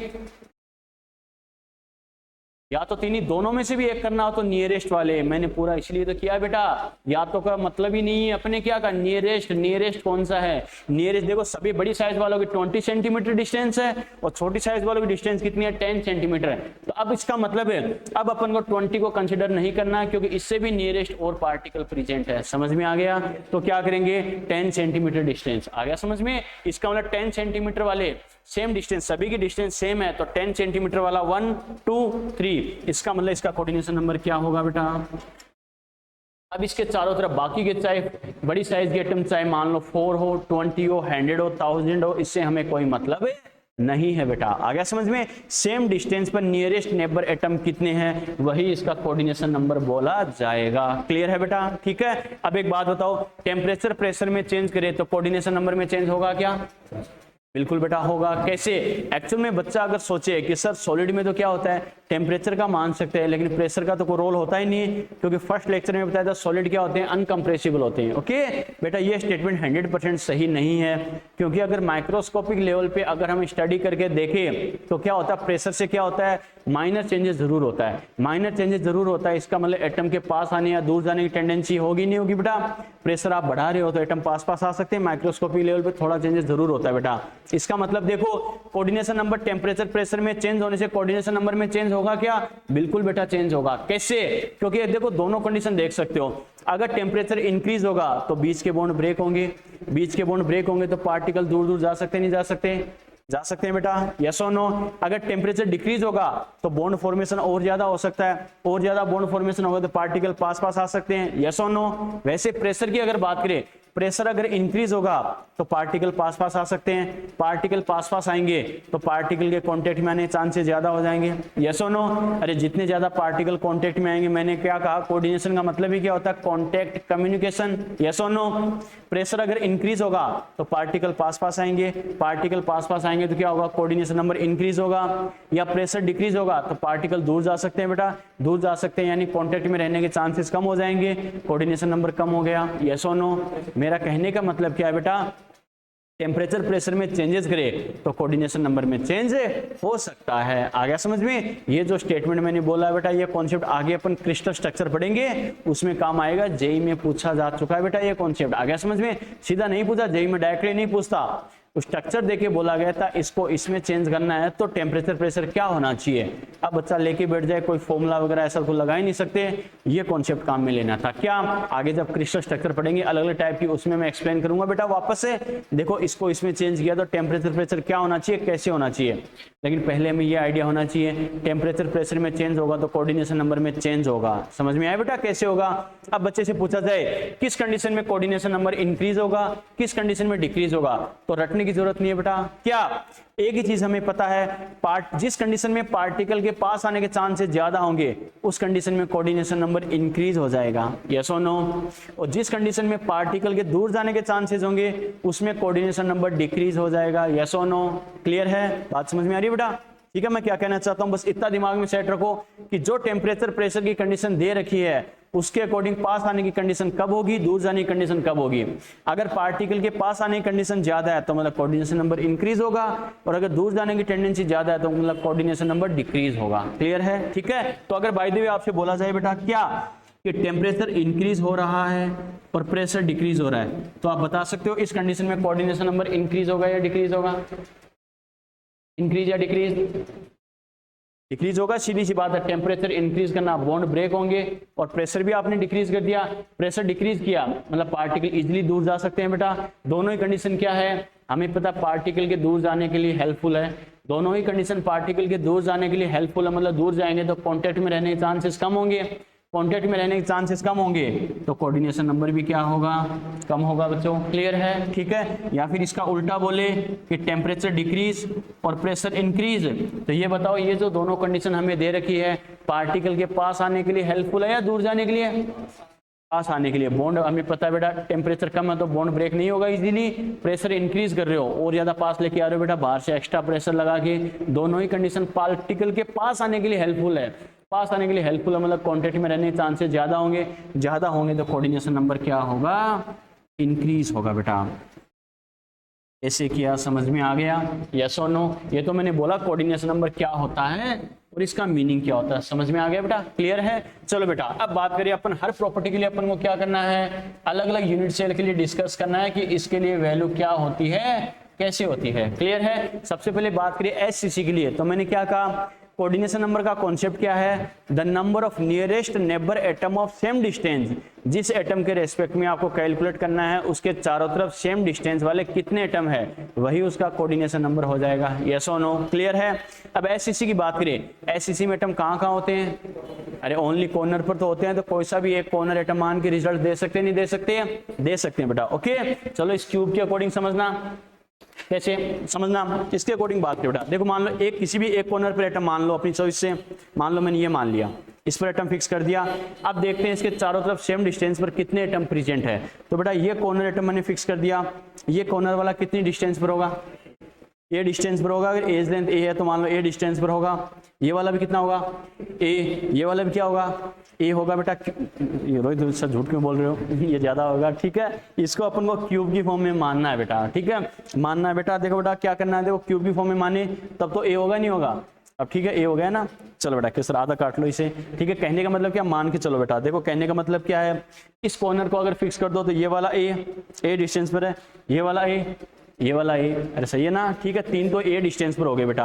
अब मैंने क्या कहा, ये एटम अगर अपन ने फिक्स किया, ये अपने चारों तरफ सेम डिस्टेंस पर कितने एटम की कांटेक्ट में, चारों तरफ बोला है तो कम से कम चारों तरफ एटम तो बनाओ बेटा इसके, ठीक है? इसका मतलब चारों तरफ कैसे, पहले से पूरा कवर कर दो, तभी तो पता चलेगा टोटल कितने एटम के कांटेक्ट में है। इसे पूरा कवर करने के लिए इसके आसपास और भी ऐसे कई सारी यूनिट से लगाएंगे, नहीं लगाएंगे? लगाएंगे बेटा। तो देखो बेटा कैसे, अगर इसके पास में मैंने एक बॉक्स ऐसे और लगा दिया तो ये भी कितना है, ए होगा, बच्चा से a/4 लग रहा है तो, ठीक है? लग रहा है, लेकिन जो लग रहा है वो नहीं लगाना बेटा, जो मानना है अपन को उसके अकॉर्डिंग समझना है। क्या, तो मैंने क्या कहा, ये पास में क्यूब लगाऊंगा, ये कितना है बेटा, ये दिख नहीं रहा है क्या? चलो बेटा ऑनलाइन वालों नहीं दिख रहा है क्या, अब दिख रहा है क्या? चलो बेटा देखो कहने का मतलब क्या है, देखो ये अपने मान लो कोई बॉक्स ले लिया बेटा, ठीक है? इसका मान लो ये एक कॉर्नर मैंने फिक्स कर दिया, एक कॉर्नर फिक्स कर दिया बेटा। तो देखो एससीसी बोला है, एससीसी में हमें पता है atom only and only corner पर प्रेजेंट है, ठीक है बेटा? ओनली कॉर्नर पर प्रेजेंट है, तो एक कॉर्नर फिक्स कर दिया जहां पर मैंने थंब रखा है, तो इसका ये कॉर्नर ए डिस्टेंस पर है, ये नीचे वाला कॉर्नर ए डिस्टेंस पर, ये पीछे वाला कॉर्नर ए डिस्टेंस पर, तीन तो हो गए बेटा,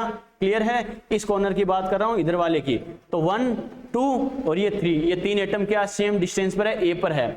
अब हमें पता है कोऑर्डिनेशन नंबर होता है किसी एटम के चारों तरफ सेम डिस्टेंस पर कितने एटम हो सकते हैं, ओके? वही उसका कोऑर्डिनेशन नंबर है। तो पहले सेम डिस्टेंस के चारों तरफ वाले एटम देखने हैं तो पहले पूरे का फॉर्मेशन करो। पूरे का फॉर्मेशन करने का मतलब इसे पूरे को कवर कर दो, ओके?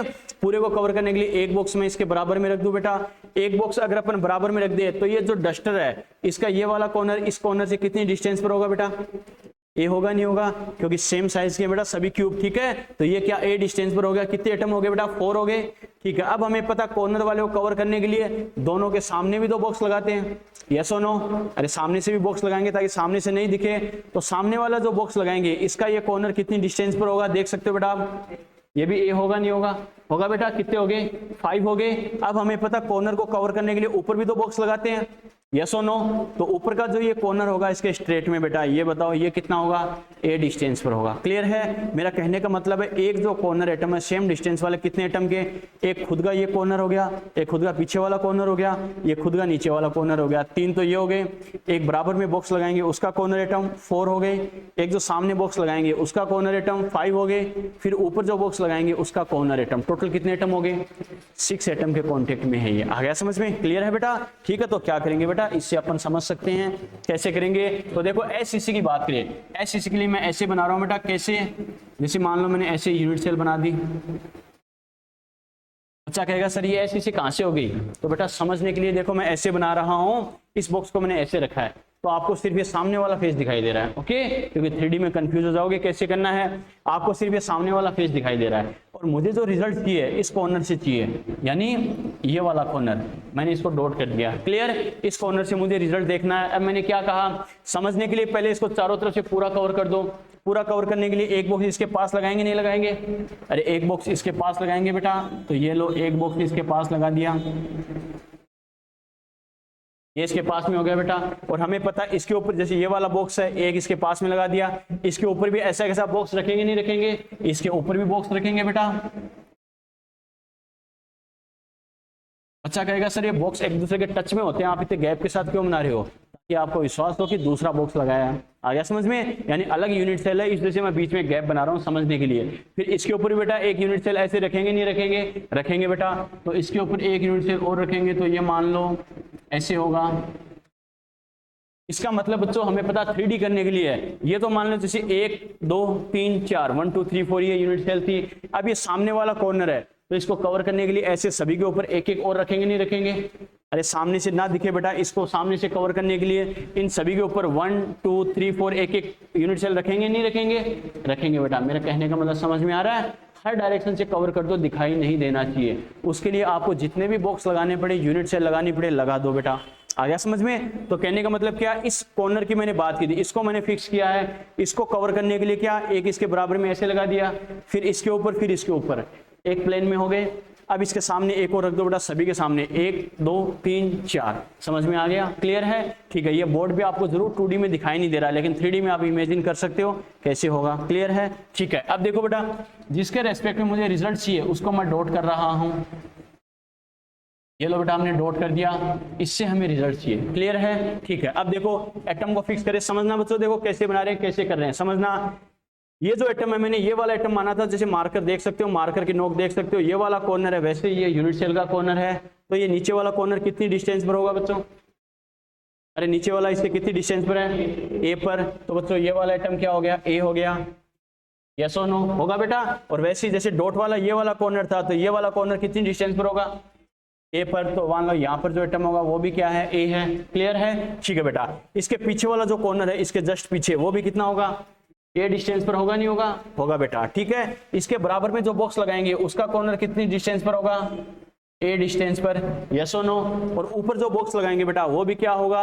ए डिस्टेंस पर होगा या नहीं होगा? यानी ये भी ए डिस्टेंस पर। यस और नो? इस चीज को दोबारा समझ लेना बेटा। कैसे? ये अपना मेन बॉक्स है, इसका ये कॉर्नर हमें देखना है। क्लियर? तो ये वाला कॉर्नर है, ये कितना हो गया? ए डिस्टेंस पर। ये नीचे वाला आइटम बना दिया। समझ में आ गया? ये वाला जो कॉर्नर है ये कितना? ए डिस्टेंस पर। ये वाला आइटम बना दिया। क्लियर है? एक इसके पीछे है ही, हमें ये 2D में बना रहा है डायग्राम, एक्चुअल 3D है, तो इसके पीछे भी ऐसे आइटम है। क्लियर है? तो तीसरा आइटम ये हो गया। क्लियर है? अब इसके बराबर में जो बॉक्स लगाऊंगा बेटा इसके ऐसे, तो ये वाला आइटम कितनी डिस्टेंस पर होगा? ए पर। ये वाला बना दिया। 4 हो गए बच्चों। ठीक है। अब क्या करेंगे, इसके ऊपर जो बॉक्स रखेंगे, इसके ऊपर ऐसे बॉक्स रखेंगे कवर करने के लिए, तो ये वाला कॉर्नर कितना हो गया?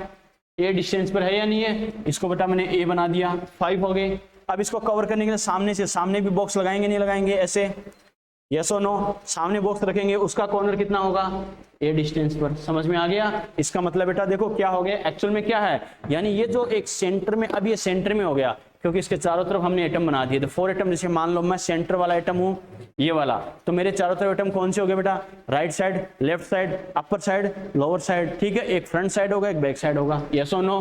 क्योंकि 3D की बात कर रहे हैं, तो मैंने क्या कहा? अपर, लोअर, राइट, लेफ्ट, फ्रंट और बैक साइड। समझ में आ गया? यस और नो? इस टाइप से एटम होगा। तो इसको मैं लिख रहा हूं बेटा 3D। 3D का मतलब क्या है? आगे पीछे भी एटम की ऐसी ही लेयर होगी। समझ में आ गया? क्लियर है? ठीक है। तो ये बताओ इस एटम के रेस्पेक्ट में कोऑर्डिनेशन नंबर कितना होगा बेटा? 6 होगा या नहीं होगा? 6 होगा बेटा। ये अपना आंसर आ गया। समझ में आ गया? क्लियर? यानी कहने का मतलब कि एससीसी के लिए कोऑर्डिनेशन नंबर कितना होता है? 6 होता है। लेकिन वो 6 कैसे होता है? ऐसे होता है। समझ में आ गया? क्लियर है? यहां तक को डाउट? ठीक है बेटा। चलो दूसरा अपन कैलकुलेट करें किसके लिए? बीसीसी के लिए। तो बीसीसी के लिए कैलकुलेट करें तो सबसे पहले बीसीसी की यूनिट सेल का हमें आइडिया होना चाहिए। बीसीसी की यूनिट सेल कैसे होती है बेटा? ये मान लो अपन एक क्यूब बना दिया, कोई दिक्कत नहीं है, बना ही दिया।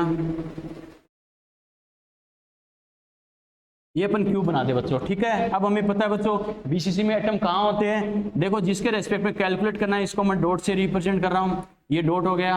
हमें पता है बेटा सभी कॉर्नर पर एटम होंगे या नहीं होंगे? अरे यस और नो? ये बेटा ये सभी मैंने कॉर्नर पर बना दिए, क्लियर है। अभी ये बताओ बॉडी का जो सेंटर होगा वो सभी कॉर्नर एटम से सेम डिस्टेंस पर होगा या नहीं होगा। इसका मतलब बॉडी के सेंटर, मैंने बोला भी था बेटा, आपसे बोले कोऑर्डिनेशन नंबर क्या होगा, पैकिंग एफिशिएंसी क्या होगा, ये क्या होगा, कुछ भी प्रॉपर्टी पूछे तो आपको उसी एटम को कंसीडर करना है जो नाम में रिप्रेजेंट हो रहा है। यस और नो। बॉडी सेंटर बीसीसी बोल दिया, बच्चा कहेगा सर एससीसी में क्यों नहीं किया। एससीसी तो सिंपल क्यूबिक सेल है, atom only and only corner पर होते हैं, तो कोई सा भी एक कॉर्नर एटम लेके आप आंसर दे सकते हो।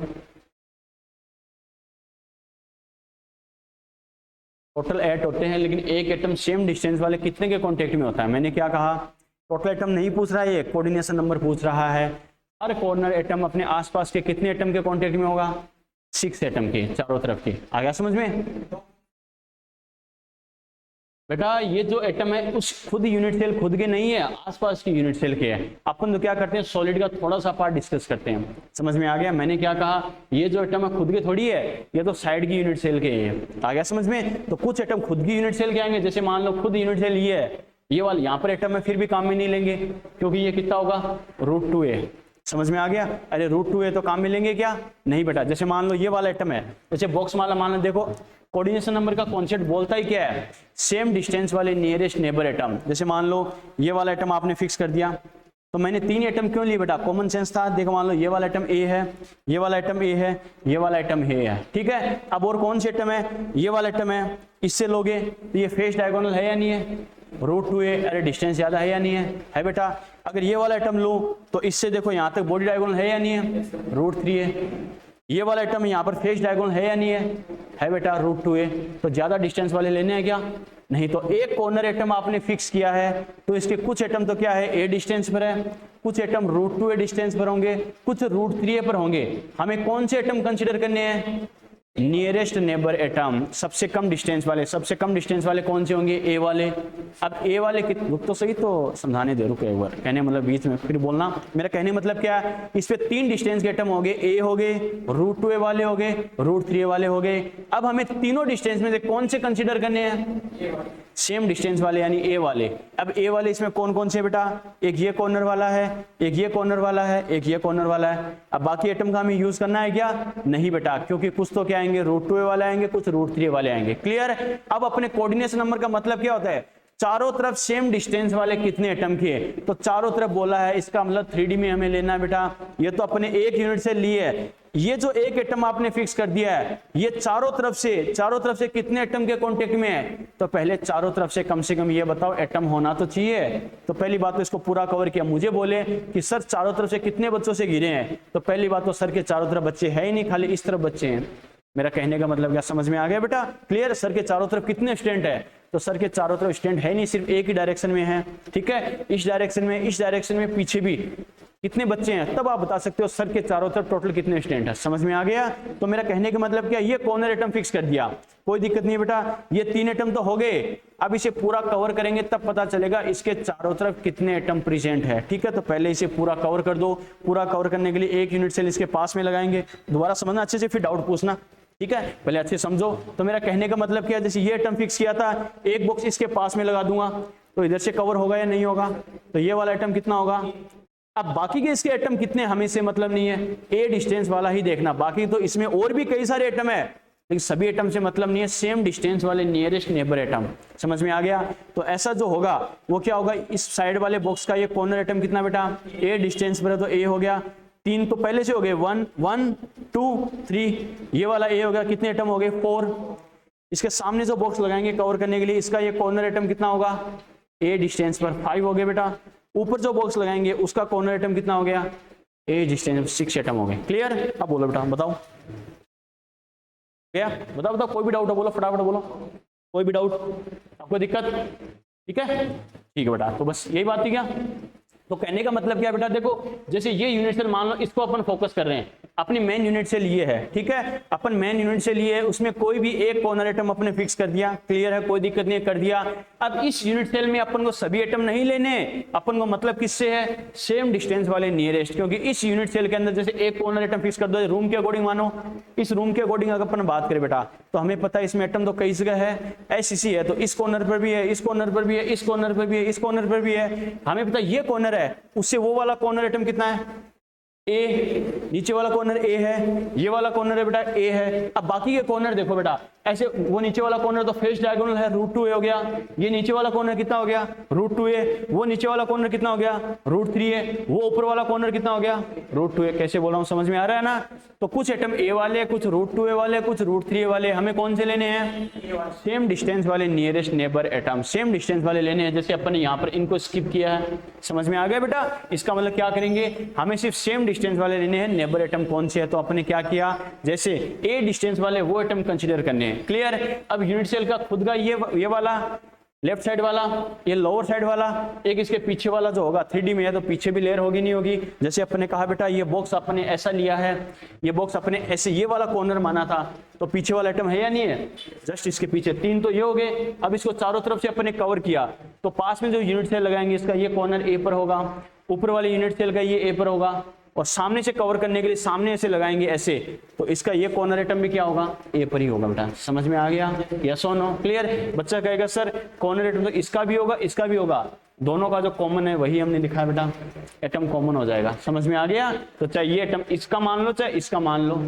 ये जो एटम है बेटा इसका मान लो चाहे इसका मान लो, दोनों का कॉमन होगा, चिपक के रहेगी, तभी तो कॉर्नर एटम कॉमन होगा या नहीं होगा, कॉर्नर होगा बेटा। समझ में आ गया, क्लियर है। तो क्या करेंगे, एसईसी वाला क्या होता है, कोई भी कॉर्नर एटम हम लोगे सेम कंडीशन आएगी तो सेम डिस्टेंस पर 6 एटम से सराउंडेड होता है, कवर होता है, इस वजह से एसईसी के लिए कोऑर्डिनेशन नंबर 6 आ गया समझ में। पहले कॉन्सेप्ट ध्यान होना चाहिए, फिर किस यूनिट सेल के लिए वैल्यू कितनी आई, बहुत ईजी हो जाएगा, रटना नहीं पड़ेगा बेटा। क्लियर है। चलो बीसीसी के लिए बात करिए, मैंने क्या कहा था, कुछ भी आपसे पूछिए यहां तक तो कोई दिक्कत नहीं है। एसईसी के लिए बच्चा कहेगा सर एसईसी में ओनली कॉर्नर पर ही एटम होता है, ओनली कॉर्नर पर एटम होता है, कोई भी एक कॉर्नर वाले एटम को मानकर रिजल्ट आप दे सकते हो। क्लियर।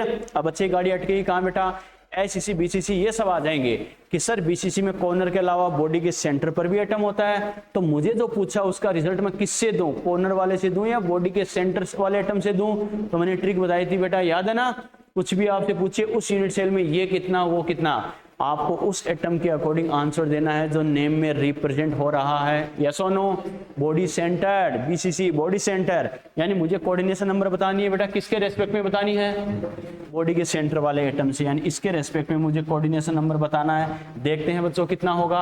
अब हमें पता है बॉडी का सेंटर वाला एटम होगा, सेम डिस्टेंस वाले कितने एटम से घिरा होता है,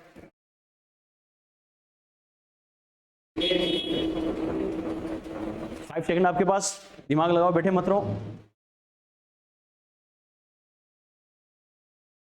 सेम डिस्टेंस वाले कितने एटम से सराउंडेड होगा, 8। कोई बात नहीं, खुल के आंसर दो, कोई दिक्कत नहीं है।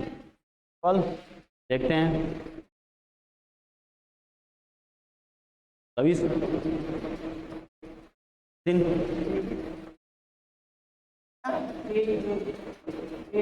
8 पक्का ऐसे। अरे सीधी सी बात है बेटा, बॉडी के सेंटर वाला एटम होगा, इसके चारों तरफ एटम कौन से होंगे बेटा, 8 कॉर्नर वाले तो होंगे। अरे बॉडी के सेंटर, जैसे मैंने कहा ये मान लो बेटा रूम का सेंटर हो गया, रूम का सेंटर हो गया तो इसके चारों तरफ बीसीसी में कौन कौन से एटम होंगे, ये वाला कॉर्नर, बीसीसी में एटम होता ही कहां पर है, कॉर्नर और फेस बॉडी के सेंटर पर। तो बॉडी के सेंटर क्या 1 2 3 4 5 6 7 8, सभी 8 कॉर्नर बॉडी के सेंटर से सेम डिस्टेंस पर होंगे या नहीं होंगे, सेम डिस्टेंस पर होंगे। तो बॉडी का सेंटर सेम डिस्टेंस से क्या होता है, 8 एटम से कवर होता है। अब बच्चा दिमाग लगाए, सर आसपास की यूनिट सेल के कहां गए, आसपास की यूनिट सेल तब बनानी पड़ती जब ये एटम कंप्लीट फॉर्म में नहीं होता, साप्ता परमाणु नहीं होता। साप्ता परमाणु समझते हो अंग्रेजों, कंप्लीट एटम, पूरा एटम आ गया समझ में। कहने का मतलब क्या है, जब ये एटम कंप्लीट नहीं होता, साप्ता परमाणु नहीं होता बेटा, एटम को बोलते हैं परमाणु, कंप्लीट को बोलते हैं साप्ता। ठीक है, ये कहने मतलब क्या, ये एटम पूरा नहीं होता तब तो आसपास ऐसी कई सारी यूनिट सेल ऐड करके पहले पूरे एटम का फॉर्मेशन करते, जब इसका कुछ पार्ट यूनिट सेल के बाहर होता तब। हमें पता बॉडी सेंटर वाला तो यूनिट सेल के अंदर ही होता है, तो पहले एटम को पूरा बना लो, पूरा बना लोगे तब पता चल जाएगा आसपास कितने एटम है। क्लियर है। बॉडी सेंटर वाला एटम तो 100% यूनिट सेल के अंदर ही होता है, यानी पूरा पूरा एटम है या नहीं है बेटा। बस अब बीसीसी में इसके चारों तरफ कितने एटम होंगे, 8 कॉर्नर वाले बॉडी के सेंटर से सेम डिस्टेंस पर है या नहीं है। तो बॉडी का सेंटर क्या होता है, सेम डिस्टेंस वाले 8 कॉर्नर एटम से सराउंडेड होता है, तो वही तो हो जाएगा बेटा इसका कोऑर्डिनेशन नंबर। समझ में आ गया, यस और नो। तो इसके लिए कोऑर्डिनेशन नंबर कितना आ गया बेटा, 8 आ गया। समझ में आया, बिल्कुल बॉडी डायगोनल की हाफ हो जाएगी बेटा। हमें पता है जैसे बॉडी डायगोनल खींचे, इस कॉर्नर को उस कॉर्नर से मिलाए तो ये कितना होगा √3 है, इसका हाफ कर दो, बॉडी का सेंटर तो हाफ हो जाएगा, तो √3/2 हो जाएगा, काम खत्म। क्लियर है? फटाफट बनाओ बेटा, छाप दो फटाफट।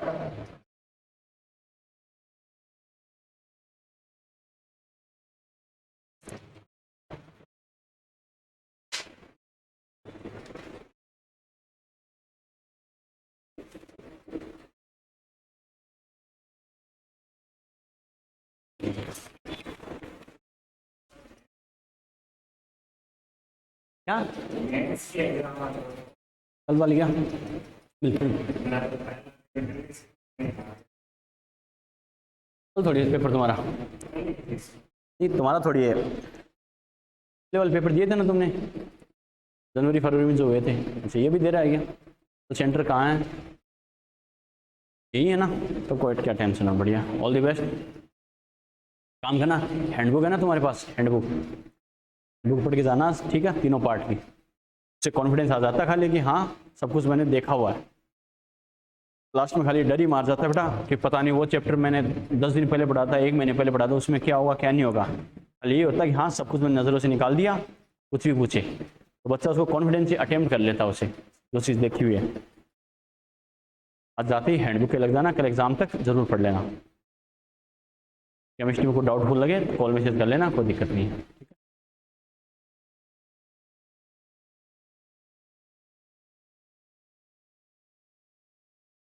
पेपर का टाइमिंग कब है? कल क्या टाइमिंग है? 9 से 12।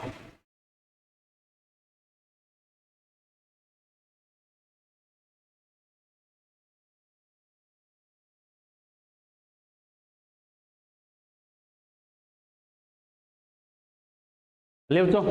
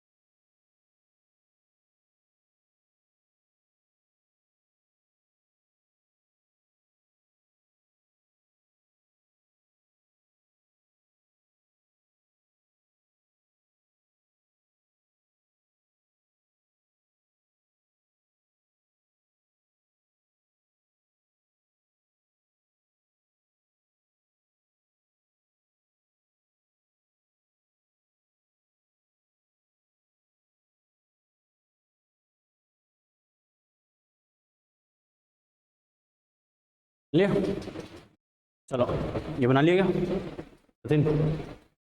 चलो बेटा, तो ये अपने बात की देखो कोऑर्डिनेशन नंबर का मतलब क्या होता है और अलग अलग यूनिट सेल के लिए इसकी वैल्यू क्या होती है बेटा। ओके चलो बच्चों, अब जो सबसे इंपॉर्टेंट अपने लिए बच गया कोऑर्डिनेशन नंबर एफसीसी के लिए। ओके नॉर्मली बच्चा इस बात को रटता है और गलत करके आता है। कुछ बच्चों के डाटा तो ध्यान रहता है, टीचर सीधा डाटा लिखाते हैं लेकिन तरीका पता नहीं होता कैसे होता है ये। ओके एफसीसी के लिए देखते हैं बेटा कैसे करना, क्या करना, बता सकते हो एफसीसी के लिए कोऑर्डिनेशन नंबर कितना होगा? कितना हो? और हाँ हाँ 24 कितने जतिन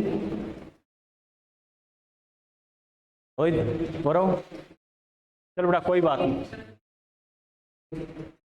बॉडी सेंटर 12 होते हैं बेटा, ठीक है कितने होते हैं? 12। लेकिन होते कैसे हैं समझना, देखो टीचर डाटा भी लिखा देते हैं लेकिन बच्चा इस बात को रटता है, लेकिन रटना तो है ही नहीं बेटा। अच्छे समझना कैसे होता है। सबसे पहले एफसीसी बोला तो एफसीसी के यूनिट सेल बना लो, कोई दिक्कत नहीं बेटा, एफसीसी की यूनिट सेल बना लो। अब हमें पता है एफसीसी में एटम कहाँ कहाँ होता है बेटा? कॉर्नर और फेस सेंटर पर होता है। अलग अलग पोजीशन पर अगर एटम प्रेजेंट है तो ये बताओ मैं कौन सी पोजीशन के रेस्पेक्ट में आंसर दूं? फेस सेंटर पर। वेरी गुड, फेस सेंटर वाले के रेस्पेक्ट में आंसर देना बेटा। तो एक फेस सेंटर अपनी चॉइस से कैसे भी बेटा बना लो, कोई सा भी मान लो बेटा। जैसे मैंने ये फेस सेंटर माना है, इस फेस सेंटर वाले एटम के रेस्पेक्ट में मुझे आंसर देना है। ओके, तो मैंने क्या कहा, जिस एटम के रेस्पेक्ट में कोऑर्डिनेशन नंबर बताना तो उसके चारों तरफ सेम डिस्टेंस वाले एटम कितने होंगे, चारों तरफ बोला है, इसका मतलब अभी तो इसके एक ही तरफ एटम है, यस और नो। अरे पहले इसे पूरा कवर करेंगे नहीं करेंगे, इसे पूरा कवर करेंगे तभी तो पता चलेगा इसके चारों तरफ कितने एटम है, यस और नो। इसे पूरा कवर करने के लिए मैं क्या करूंगा, अरे इसके पास में एक यूनिट सेल और बनाऊंगा या नहीं बनाऊंगा, यस और नो। तो देखो बेटा ऐसी कैसी एक यूनिट सेल और बना के इसे चिपका दूंगा। ओके, कैसे बेटा देखो समझना, इसके साथ साथ कैसे करना है, क्या करना है। जैसे मान लो इसके पास में एक यूनिट सेल ऐसी कैसी और बना रहा हूं, क्योंकि जब तक इसके चारों तरफ एटम नहीं होंगे पता कैसे चलेगा चारों तरफ से कितने एटम से घिरा है।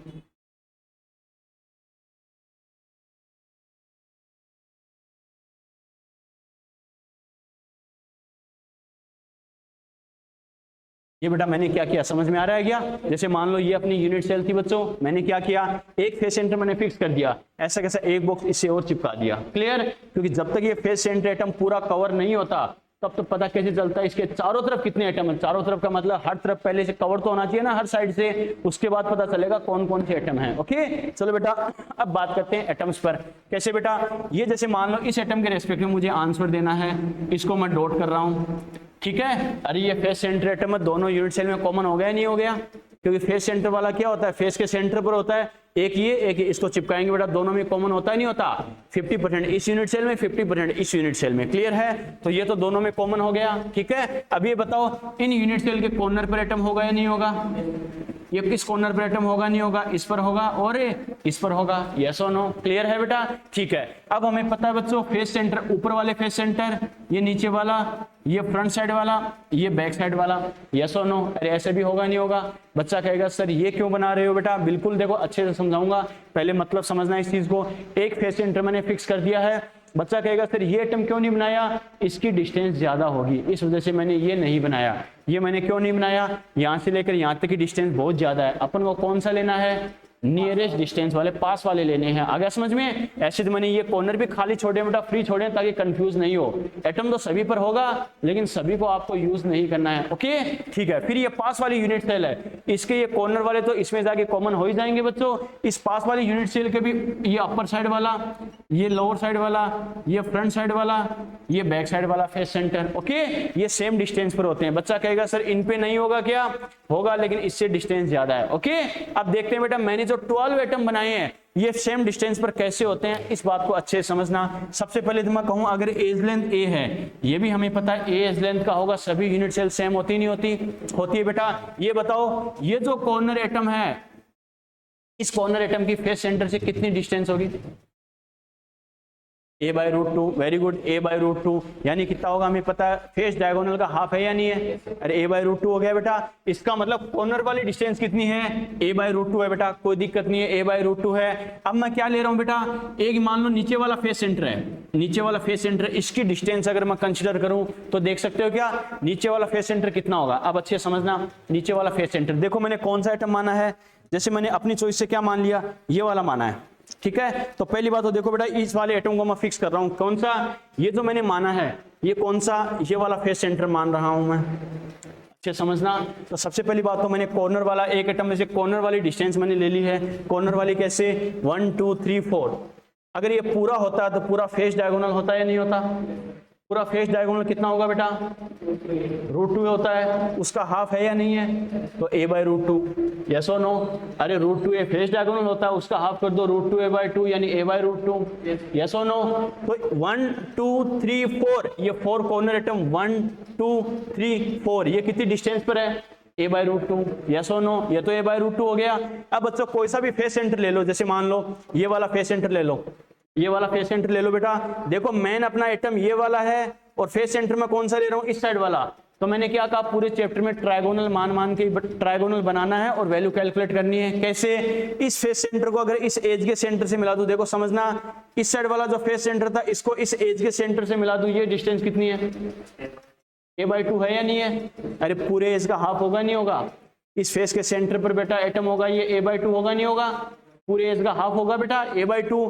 इस एज के सेंटर को इस फेस के सेंटर से मिला दूं, ये भी कितना है a/2 हो गया बेटा।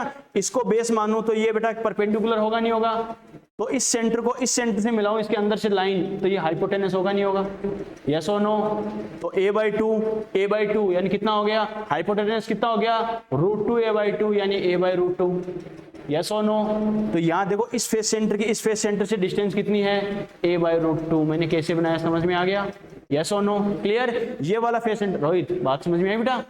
देखो इस फेस सेंटर को इस एज के सेंटर से मिला दो, a/2 हो गया, क्योंकि पूरा एज तो कितना है बेटा? पूरा एज a है, तो फेस सेंटर हाफ ही तो होगा, तो इसको इस एज सेंटर से मिला दो, a/2 हो गया। इस एज के सेंटर को इस फेस के सेंटर से मिला दो, a/2 हो गया। ऑनलाइन वाले बच्चे अच्छे समझना बेटा, इसको इस फेस सेंटर से मिला दो, a/2 हो गया। इसको परपेंडिकुलर मान लो, इसको बेस मान लो, ट्रायगोनल बना ला बस। फिर इस सेंटर को इस सेंटर से मिला दो, फेस सेंटर को आपस में बीच में से लाइन खींचते हुए, तो हाइपोटेनस होगा नहीं होगा? हाइपोटेनस दोनों सेम डिस्टेंस पे है, तो मतलब √2 कर दो, √2 a/2 यानी a/√2। समझ में आ गया? ये फेस सेंटर इस फेस सेंटर से a/√2 हो गया बेटा। क्लियर? इसके सामने वाला फेस सेंटर है वो भी सेम डिस्टेंस पर होगा नहीं होगा? ये भी कितना? a/√2। तो 1 2 दो फेस सेंटर हो गए बेटा a/√2 डिस्टेंस वाले। यस और नो? अब मैं ऊपर वाला फेस सेंटर ले रहा हूं, ऊपर वाला फेस सेंटर पर एटम होगा। ऊपर वाला फेस सेंटर ले लो बेटा। इस फेस सेंटर से बात करूं, इस फेस सेंटर की ए सेंटर से कितना? a/2। इस ए सेंटर को इस सेंटर से मिला दो, फेस सेंटर से a/2, तो ये अगर बेस हो गया a/2, इसको परपेंडिकुलर बना दो a/2, तो इस फेस सेंटर को इस फेस सेंटर से मिलाऊंगा, हाइपोटेनस हुआ या नहीं हुआ? फिर से a/√2। यस और नो? समझ में आया मैं कैसे कर रहा हूँ? a/√2 हो गया बेटा। ये वाला एटम नीचे वाला फेस सेंटर इसके एग्जैक्ट बराबर है या नहीं है? तो ये अगर a/√2 तो ये भी a/√2, तो इसका मतलब इस एक यूनिट सेल में देखो तो a/√2 वाले कितने हो गए बेटा? 1 2 3 4 तो कॉर्नर वाले हो गए। ठीक है, फिर एक हमने राइट साइड वाला लिया था, लेफ्ट साइड वाला, अपर साइड लोअर साइड, 4 ये हो गए a/√2। यस और नो? तो ये a/√2 डिस्टेंस पर है या नहीं है? है बेटा। इसका मतलब है इन सभी की डिस्टेंस कितनी है बेटा? ये वाला लोगे या फिर ये वाली डिस्टेंस, ये कितनी है? a/√2 है। यस और नो? बात समझ में आई बेटा? अब हमें पता है, बच्चा कहेगा सर ये सामने वाला क्यों नहीं लिया? सामने वाला इसलिए नहीं लिया बेटा, इससे डिस्टेंस कितनी है इसकी? ए है, जबकि हमें नियरेस्ट वाले लेने हैं, तो ये कॉर्नर वाले भी मैंने नहीं लिए बेटा, क्योंकि इनकी डिस्टेंस भी ज्यादा होगी। समझ में आ गया? यस और नो? एक तो फेस सेंटर फिक्स कर दिया, अपर लोअर फ्रंट और बैक साइड, ये 4 फेस सेंटर ले लिए बेटा। उनके रेस्पेक्ट में देख सकते हो a/√2 होगा। समझ में आ गया? अब मैंने कहा था रूम के अकॉर्डिंग समझना और ज्यादा बेटर बेटा। कैसे समझना इस चीज को? अपने जैसे ये टर्म लिया है, ये टर्म लिया, तो मैं कौन सा मान रहा हूं बेटा? ये वाला फेस सेंटर मैं मान रहा हूं। ये रूम है, इसके फेस सेंटर कौन से? Upper side, lower side, right side, left side, front side, back side.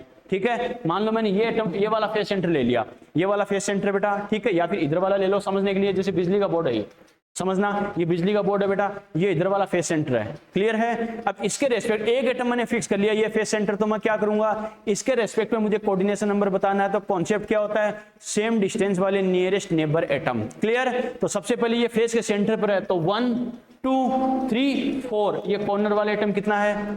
Face diagonal का हाफ कर दो बेटा, a/√2 होगा या नहीं होगा? होगा बेटा। क्लियर है? ठीक है, अब मैं क्या कर रहा हूं? उस फेस सेंटर से मैं जहां पर खड़ा हूं मेरी डिस्टेंस कितनी है? ये इधर वाला फेस सेंटर है या नहीं है? अरे इधर वाला फेस सेंटर हो गया, तो इस फेस सेंटर की उस फेस सेंटर से डिस्टेंस कितनी है? मेरे हाथ की कंडीशन देखते जाना बेटा। देखो ट्राइगोनल कैसे बना रहा हूं, उस फेस सेंटर को उधर वाले एज के सेंटर से मिला दो, a/2 है या नहीं है?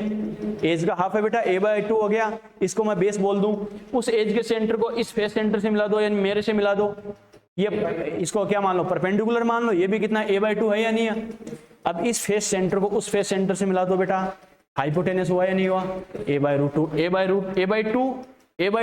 तो ये √2 a/2 यानी a/√2। समझ में आ गया? ये वाला फेस सेंटर a/√2 डिस्टेंस पर है। मैंने क्या कहा? ये वाला फेस सेंटर अगर उससे a/√2 डिस्टेंस पर है, तो मेरे जो सामने फेस सेंटर होगा वो भी कितना होगा? a/√2। समझ में आ गया बेटा? ठीक है, दो तो ये हो गए बेटा फेस सेंटर वाले। अब ऊपर वाला फेस सेंटर लो, उससे ऊपर वाले फेस सेंटर को उधर एज से मिला दो, एज के सेंटर से, a/2 है या नहीं है? उस एज के सेंटर को फेस सेंटर से मिला दो, a/2 है या नहीं है? तो इस फेस के सेंटर को उस फेस के सेंटर से मिला दो, हाइपोटेनस है या नहीं है? a/√2। यस और नो? समझ में आ रहा है बेटा? अगर ऊपर वाला फेस सेंटर a/√2 डिस्टेंस पर, तो नीचे वाला भी इसके जस्ट सामने ही तो है, तो सेम डिस्टेंस पर होगा नहीं होगा? होगा बेटा। ठीक है, ये वाला आइटम मान लूं, इधर ध्यान दो, जिसकी स्टडी करनी है अपना वो वाला था। ये वाला आइटम मान लूं, ये वाला ले सकता हूं क्या? क्योंकि ये पूरा कितना ए डिस्टेंस पर बहुत दूर है, हमें नियरेस्ट वाले चाहिए। इसका मतलब देखो इस एटम की मैं बात करूं तो 1 2 3 4 तो कॉर्नर वाले हो गए बेटा a/√2 डिस्टेंस पर, अपर लोअर फ्रंट और बैक साइड 4 ये हो गए बेटा, 8 एटम हो गए। अब हमें पता इस फेस सेंटर की मैंने बात की, तो फेस सेंटर एटम इस यूनिट सेल के अंदर 50% तो है, बाकी 50% इसके पास में जो रूम है बेटा उसमें कॉमन है या नहीं है बेटा। अब पास के रूम के जो कॉर्नर वाले एटम है वो तो इनके साथ चिपक के कॉमन हो गए, कोई दिक्कत नहीं है क्योंकि दोनों यूनिट सेल को चिपकाना पड़ेगा। यस और नो?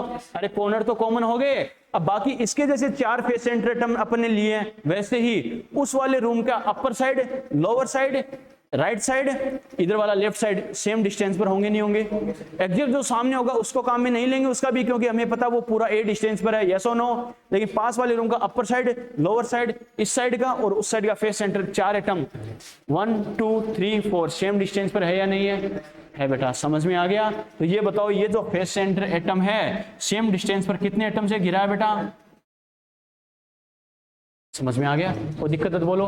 नॉर्मली टीचर सीधा डाटा रखाते हैं, सीसी के लिए कोऑर्डिनेशन नंबर 12 होता है, लेकिन होता कैसे है ये ध्यान रखना। समझ में आ गया बेटा? क्लियर है? आप किसी भी फेस सेंटर एटम को फिक्स मान के रिजल्ट कैलकुलेट करोगे यही रिजल्ट आएगा। और करना कैसे है आपको डाउट? यस और नो? तो यूनिट सेल की प्रॉपर्टी में 2 प्रॉपर्टी अपने डिस्कस किए बेटा, इफेक्टिव नंबर ऑफ एटम और कोऑर्डिनेशन नंबर। क्लियर? बाकी 3 प्रॉपर्टी नेक्स्ट लेक्चर में डिस्कस करेंगे। कौन कौन सी? RA का रिलेशन, पैकिंग एफिशिएंसी और वैकेंट स्पेस ऑफ एज। फिर SCC, BCC, FCC इन पे मिला के हमें कैसे क्वेश्चन पूछ सकता है, क्वेश्चन डिस्कस करेंगे। समझ में आ गया यहाँ तक? क्लियर है बेटा? चलो बाकी इसको कंटिन्यू करेंगे नेक्स्ट लेक्चर में, इसको अच्छे से रिवाइज करना और कोई दिक्कत हो तो पूछना बेटा। Okay bye.